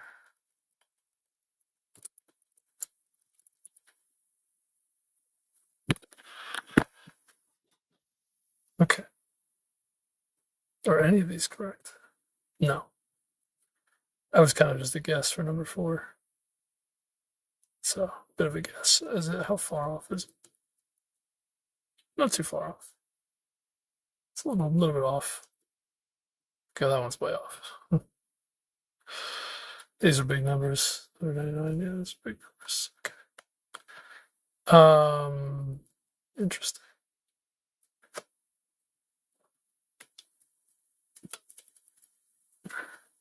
Yeah. Yeah, I didn't really meticulously go through all the different possibilities here. I was just kind of hoping it was like a little bit easier to think through. I am very tempted to just dump this into the AI and see what it thinks. Um, I'm I think this one's kind of rough. This one's a bit rough. Yeah.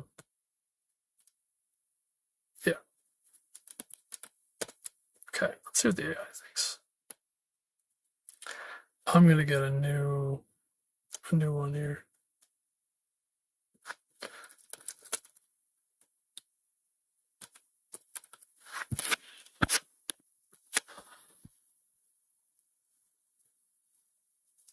Yeah, this one. This is a little difficult. This is a little difficult. Critical issues. That's wrong for m equals 4. Doesn't exist the way you implemented it. It's wrong. Count of specific pattern types in the first column varies. Transition equations are mathematically incorrect for the compatibility group. Number of compatible previous states differs for each pattern type. Hard coding logic is not a viable strategy.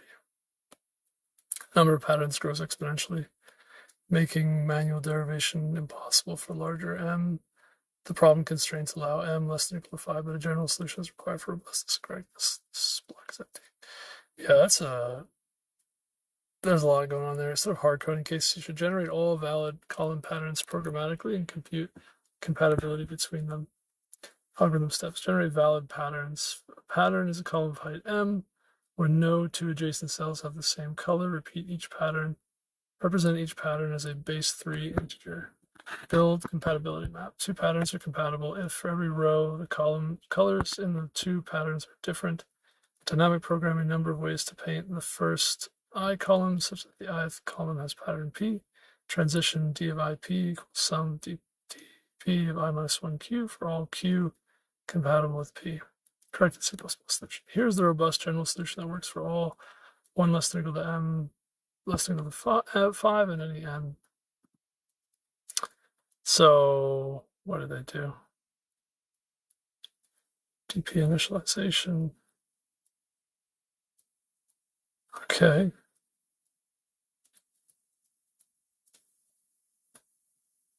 Interesting. So they did the code for this actually is quite a bit more complex. But yeah, basically they used a form of DP, which I was thinking about, but I was like, I don't really want to. I don't really want to, man.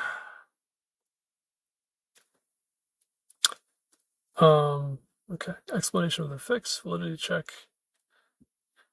Iterates through the base 3 digits of the state integer. Any two adjacent digits colors are the same. The column pattern is invalid. Compatibility check are compatible. Compares two states digit by digit. If any row has the same color in both states, they cannot be adjacent columns. DP transition instead of hard-coded formulas. We iterate over all pairs of valid patterns. Compatible is true. We add the ways to reach state J in the previous column to account for state I in the current column. Time O of n times k squared, where k is the number of valid patterns. For m equals 5, k is less than or equal to 243, so approximately k squared is approximately 59,000, which is very fast. For n less than or equal to 1,000.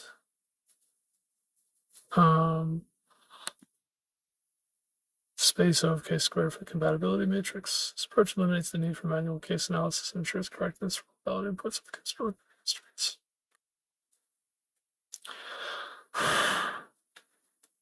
OP's a legend. Interesting. So, basically, the DP will programmatically determine state equations are. That's fair. I was looking to do them by hand.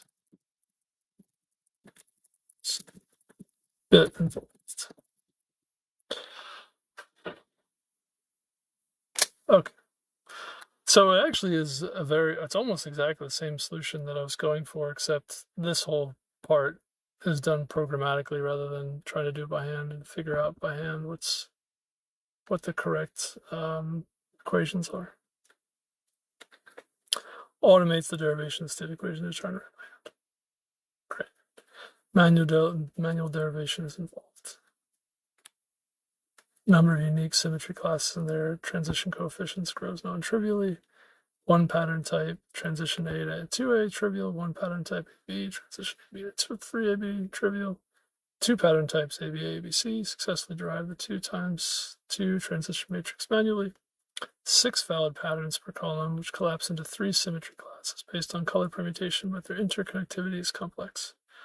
Yeah, okay, so there's 6 of them, and it's ABAB, ABAC, or ABCA.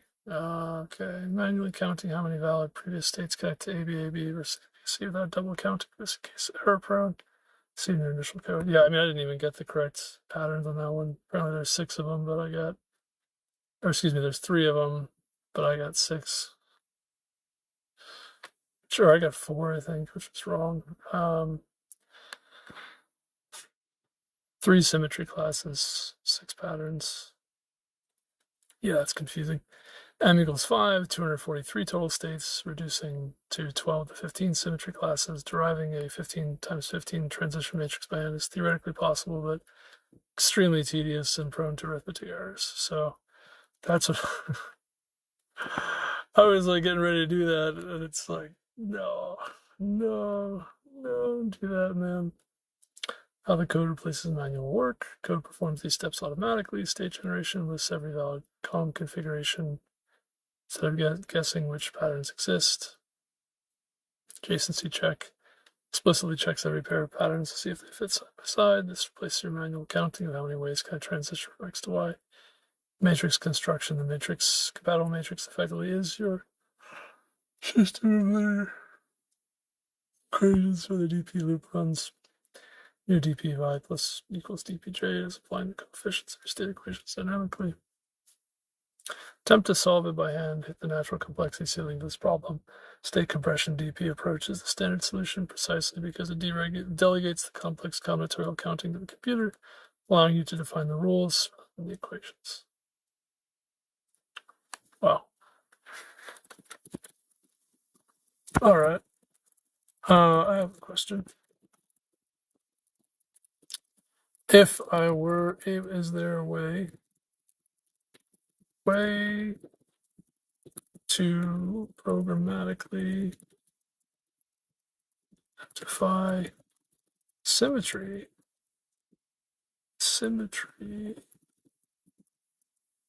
classes? If you can do that, surely programmatically fill out a matrix represents the occurrence relations, and then simply matrix multiply requisite number of times. What do you think? What do you think? What do you think?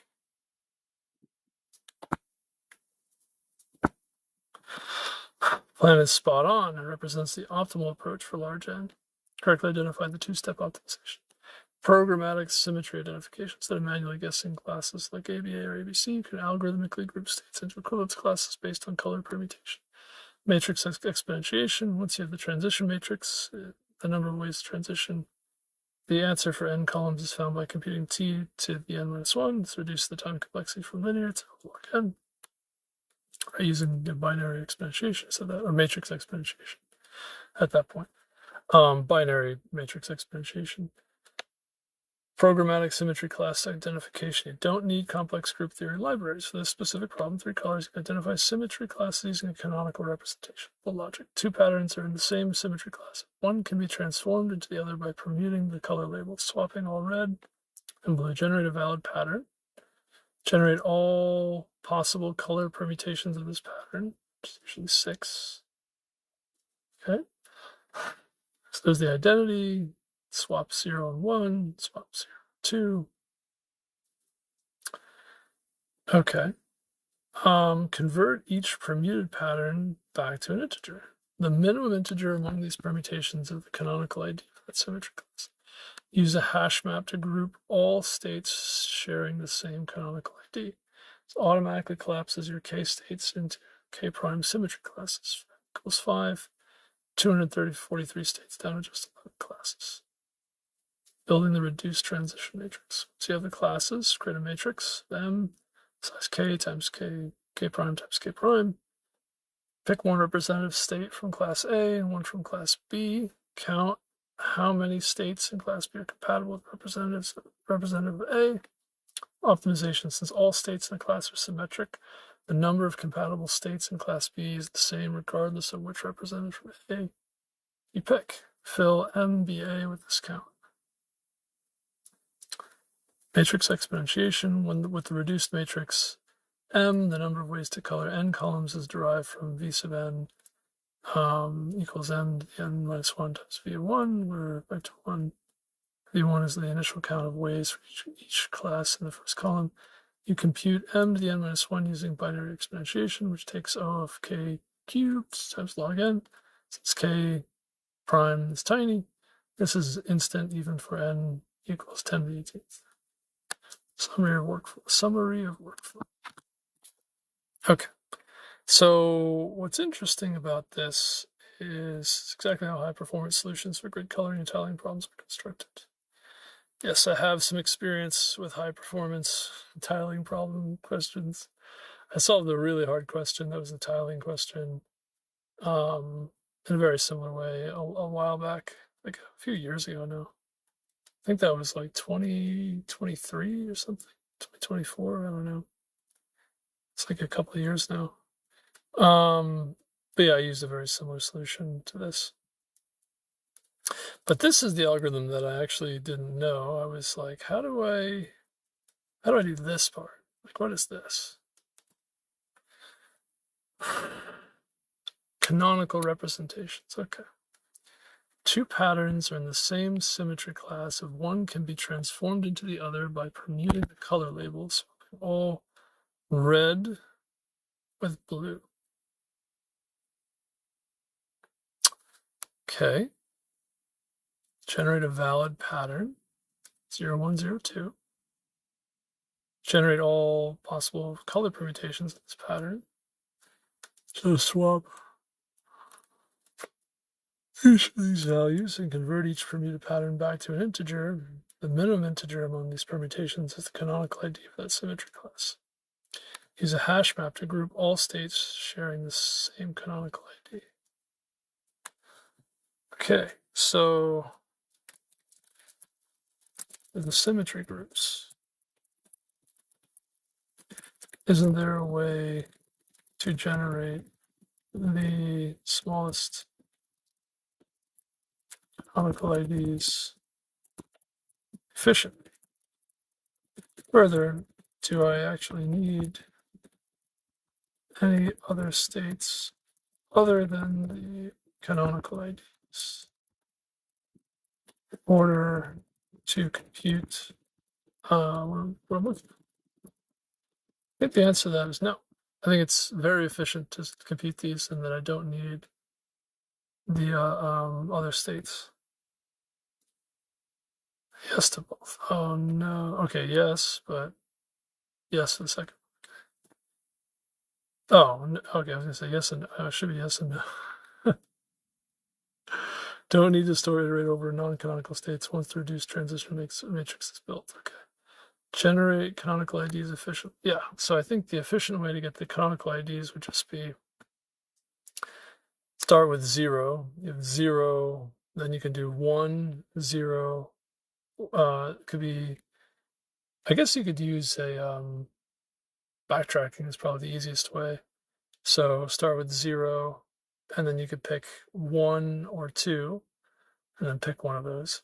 And then you could pick something that's different from that one, and then do that. And then the last one, pick different from that one. But you always start with the smallest values initially. So 0 starts is just 0. Well, 0 is the only one you can start with, I think, broadly. And then I think all the other ones are like a backtracking solution. Simply the permutation of 3 colors. You do not need heavy graph isomorphism algorithms like Bliss. Most efficient method for your specific constraints is brute force minimization over the group. Hard code the 6 permutations of colors. 0, 1, 2, swaps, rotations. So generate permutations. Compute canonical form for any valid pattern P.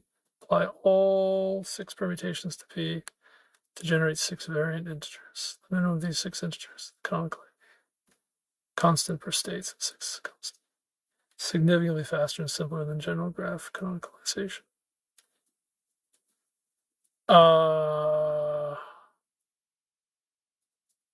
Huh. 6 permutations of colors. Swaps, rotations.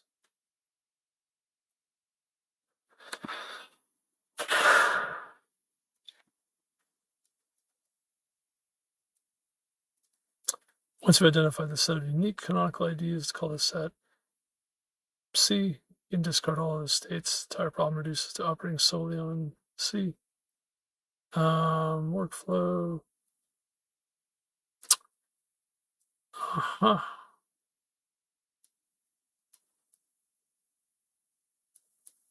Optimization. So the naive approach uses all patterns. Optimized approach uses only canonical IDs.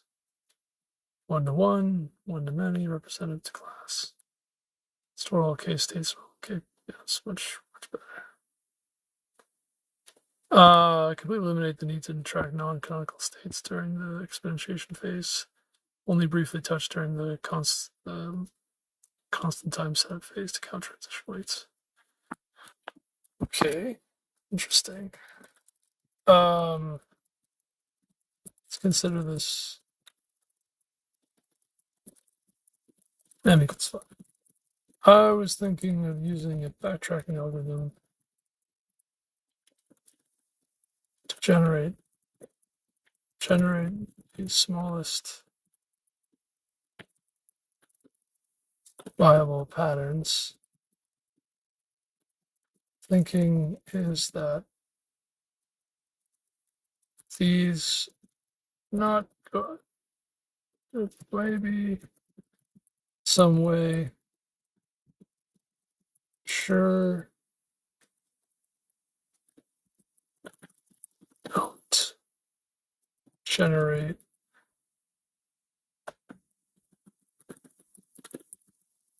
maybe I can just apply the 6 modifications, all of the viable patterns bind, and basically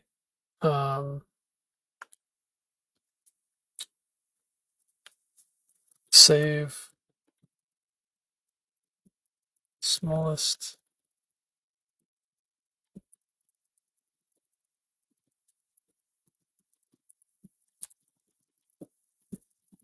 in a hash set, something like that.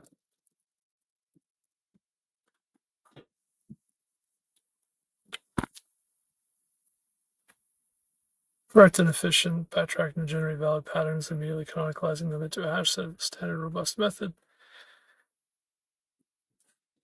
So generating all these states, prune invalid branches early, place 0, you ever try to place a row 1 plus 1. Generates only the valid patterns, only 48 valid patterns, canonicalization, permutations. Valid pattern generated, applying the 6 permutations with the lexicographically smallest. Definitive way to find the canonical ID. Because the symmetry group is tiny and constant, this operation is effectively constant per pattern. Storing these IDs in a hash set automatically handles deduplication. Yeah. So I can just dump all of them. You can create the 48 patterns and their canonicalizations, and then just dump them in a hash set. Precise logic fully described, optimized, backtracking, build the column row by row. Each step, try the colors. Constraint, if the current color is previous color, skip. Column height reaches n equals 5, have a valid pattern. Canonical ID calculation, take the valid pattern. Generate 6 permutations of colors. Identity, swap, 3 others. Convert each permuted pattern to an integer or keep as a tuple. Find the minimum value among these 6. This is your canonical ID.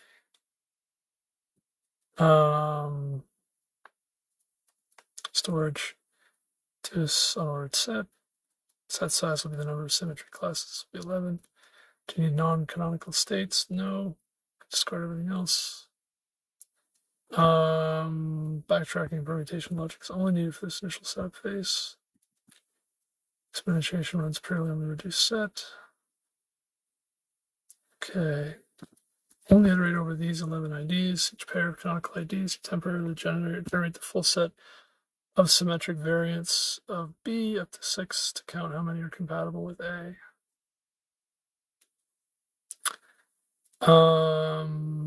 Okay. Summary for implementation. Generate permuted and say the smallest. Exactly correct. The instant. Not only viable, but optimal. Awesome. So, okay, I have another question. Let's chat. Okay. I have a few questions. A few more questions. Start. What do I do with regard identity swaps and rotations?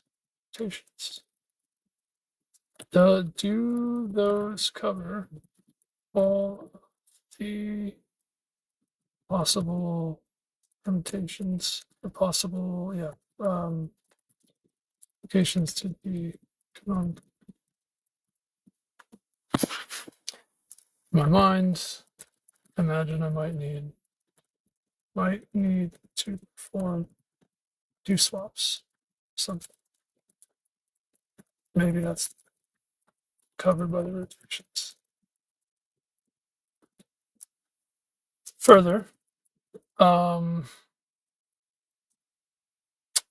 for the computation of the matrix, do I need to use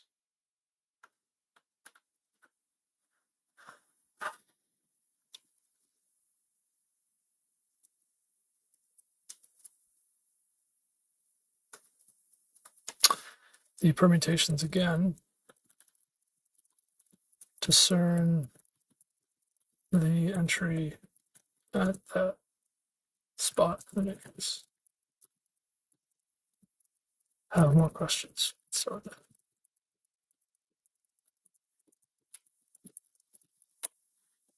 think the answer is yes. I think the answer is yes to all those things. Two swaps is slightly off because of how group theory works. Core idea is correct. The 6 permutations listed cover every possible modification. Do I need to perform 2 swaps separately because doing 2 swaps is mathematically equivalent to doing 1 rotation? That's what I thought. I was like, Okay. Do you need 2 swaps? No. Has exactly 6 elements. Symmetric group has 3 permutations of 3 items. Any sequence of swaps you perform will always result in one of these 3 to 6 states. There you go. Rotations are effectively 2 swaps. Cool. Conclusion, if you hard code these 6 specific mappings, you've covered 100% of the symmetry group. Applying 2 swaps manually is redundant because it just lands you back on one of the rotation cases you already have. Do you need permutations to compute the matrix? Yes, but only temporarily during the setup phase. Do not store the permutations in your final matrix, but you must use them to calculate the correct integer value for each cell. precise logic for filling the matrix entry M of ij, transition from class I to class J. Pick representatives, let U be the canonical representative of class I, V be the canonical representative of class J. Generate variants of target. Generate all 6 permutations of V, set be V perms. Some might be duplicates if V has internal symmetry, so use a set data structure to keep only unique variants. Count compatible edges. Check how many patterns in V perms are compatible with the single pattern U. Okay. Some P in V perms is compatible with UP. Assign matrix value M of ij equals count. Why this works? It's all states in class J are symmetric. The number of ways to transition from specific state U to any state in class J, simply the sum of compatible states within that class. Excuse me, essentially asking if I am in state U, how many valid next states exist that belong to symmetry class J. To be clear, if I store these IDs strings, compatibility check, simply that each character of the 2 strings,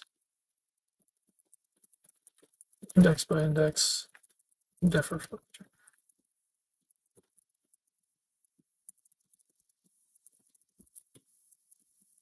other at any given index. Is that fair? So the compatibility check, I think, is just like so. Summary of work. Identify classes, generate valid patterns, find minimum permutation ID. Yes to find canonical ID. Build the matrix, pair ij, count compatible edges. Yes to expand class J and count edges. And then once you solve the DP, just pure matrix math. Cool. It's correct and complete approach. Exactly fair and is the most straightforward way to implement the check. Sweet.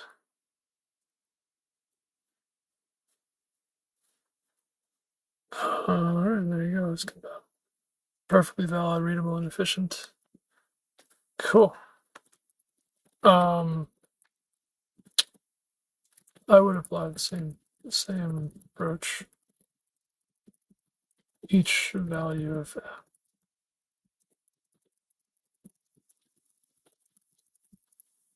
same thing.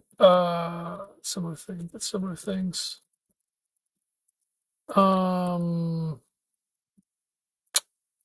Would I need to implement matrix multiplications? Also, probably would want to implement binary matrix expansion to speed up the applications.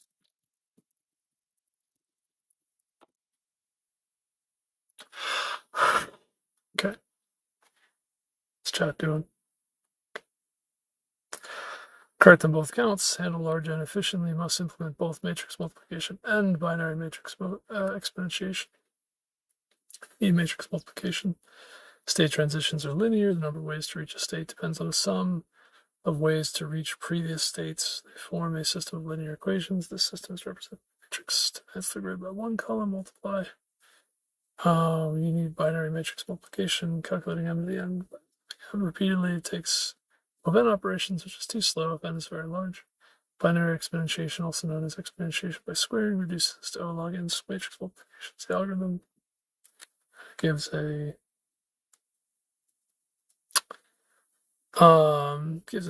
explanation. Modulo 1,000,000,007 prevent overflow, right? Correct. Symmetry class counts. Approach works for any M. Here are the target numbers of symmetry class matrix dimensions you should expect if your canonicalization is correct. 1 symmetry class, 1 symmetry class, 2 symmetry classes, 3 symmetry classes, 11 symmetry classes. So this one's going to be 11 by 11. So 11 cubed is a pretty big number. It's like 1,000. But log n is pretty fast when you're taking log of 1,000.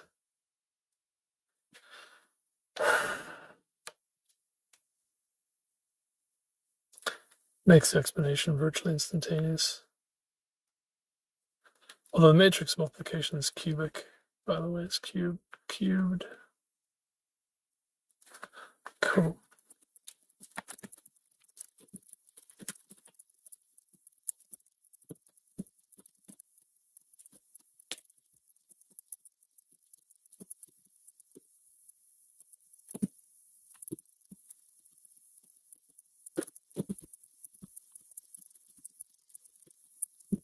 Further, larger values. While this is possible, begins to become a bit untenable.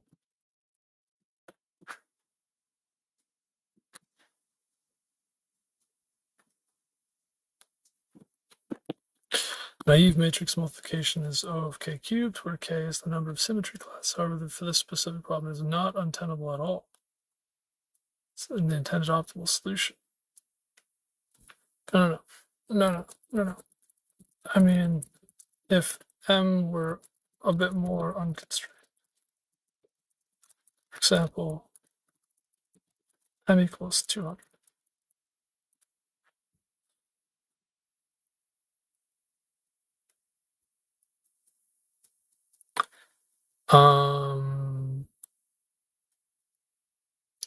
Matrix is tiny. It's very small. Untenable threshold. Untenable. It's around k is approximately 500. Corresponds to roughly m is 9 or 10 for this problem. Constraint is strictly less than or equal to 5. Cubic complexity is effectively constant. Do you need fast multiplication? No. Theoretically faster, but massive constant factors in implementation complexity only outperform naive multiplication for very large matrices. K is 11, naive multiplication is faster due to CPU cache locality and lack of recursion overhead. If you were to extend this to larger grids, state space explosion, valid patterns grows approximately 3 times to the n minus 1. Symmetry limits, even with symmetry, k grows exponentially. Matrix size, once k exceeds approximately 500, k cubed becomes too slow. Alternative for large m, if m were large, you would swap the approach to use DP with profile compression iterating over n, complexity of n times 2 to the m instead of matrix exponentiation. But for small m, large n, your matrix exponentiation plan is the global optimum. Proposed solution is perfectly efficient for the given constraints. Cubic cost is irrelevant because the base is so small. Do not need to implement Strawson's algorithm or any other optimization. For m equals 200, proposed approach becomes completely impossible. Problem shifts from tractable with optimization to computationally feasible for exact counting. It fails. State space explosion. No amount of symmetry reduction can fix. The number of valid column patterns for m rows and 3 colors is 3 times 2 to the m minus 1. M equals 5. 3 times 2 is 48 states. 3 times 2 to the 199 is approximately 1.9 times 10 to the 60th states. Symmetry reduction dividing by the symmetry group 6 barely makes a dent. It's still 3 times 10 to the 59th. You would need to construct an exponentiated matrix of size 10 to the 59. Storing this matrix would require more bits than there are atoms in the observable universe. 10 to the 80th. Single matrix multiplication would take longer than the age of the universe. Is there any alternative? No exact algorithm exists for m equals 200 large. Problem is pound p complete, counting proper colorings, which is harder than np complete. You encounter m equals 20 real world scenario, you must change your goal. Exact, impossible. Approach, no known algorithm can compute this. Approximate, use Monte Carlo methods. Estimate the number of colorings within a certain error bound. Find one valid coloring trivial.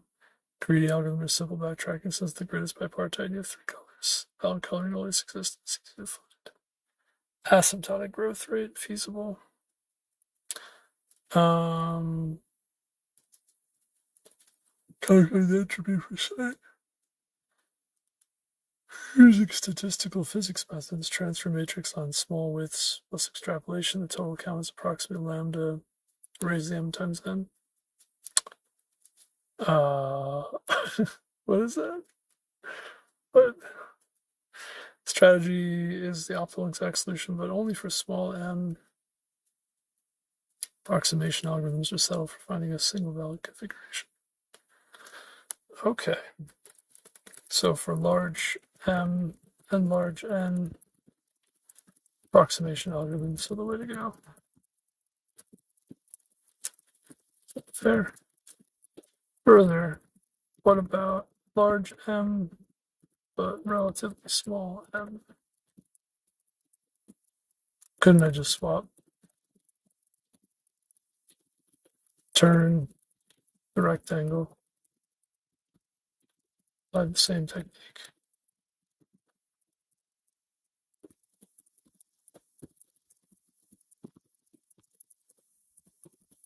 M swap to n.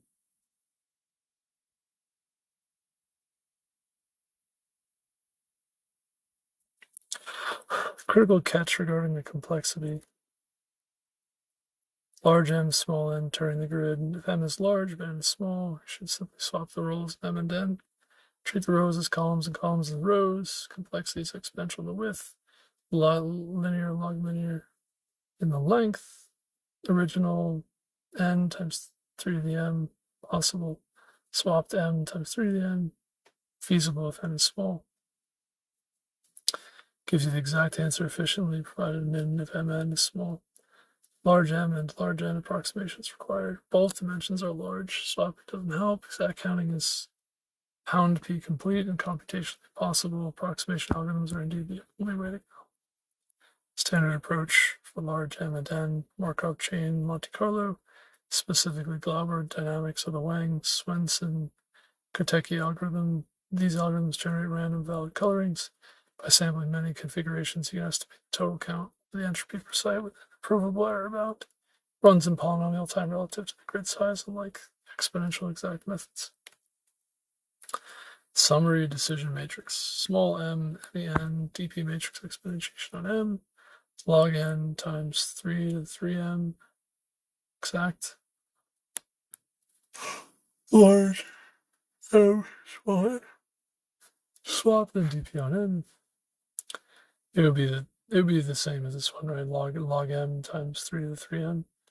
It's exact. Large m and large n, m, cm, is c approximation, polynomial, and m times n approximate. Plan to turn the rectangle as a standard optimization for asymmetric grids, only when both dimensions exceed the threshold and most of result to approximation. Excuse me. Wow. I didn't realize this was such a sophisticated question.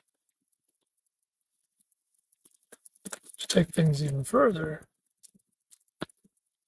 you could add more colors, couldn't you?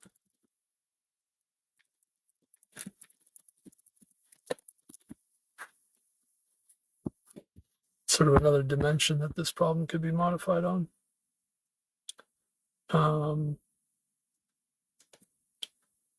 Let me see how we're doing. Yeah, we're a little bit past 2 hours here.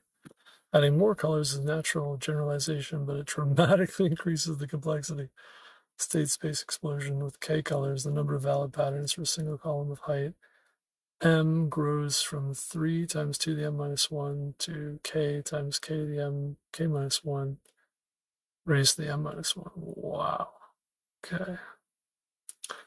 That's for a single column of height m.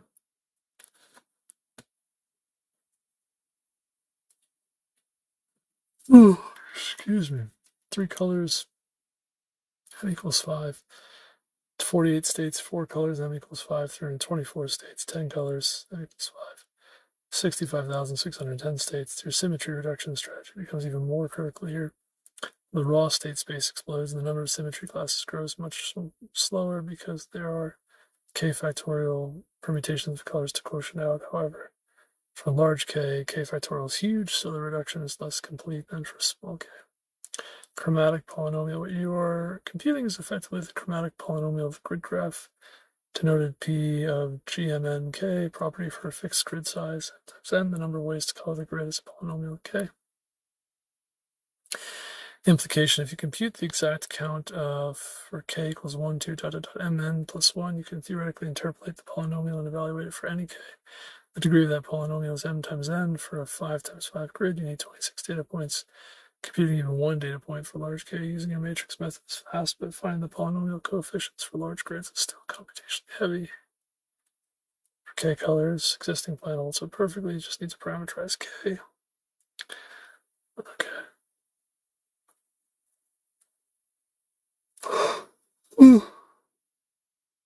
Group size is k factorial. K greater than 4 full canonicalization via k factorial might be too slow. May just switch to a faster, smarter canonical form. First occurrence of each new color sequentially, which implicitly handles symmetry without generating all permutations.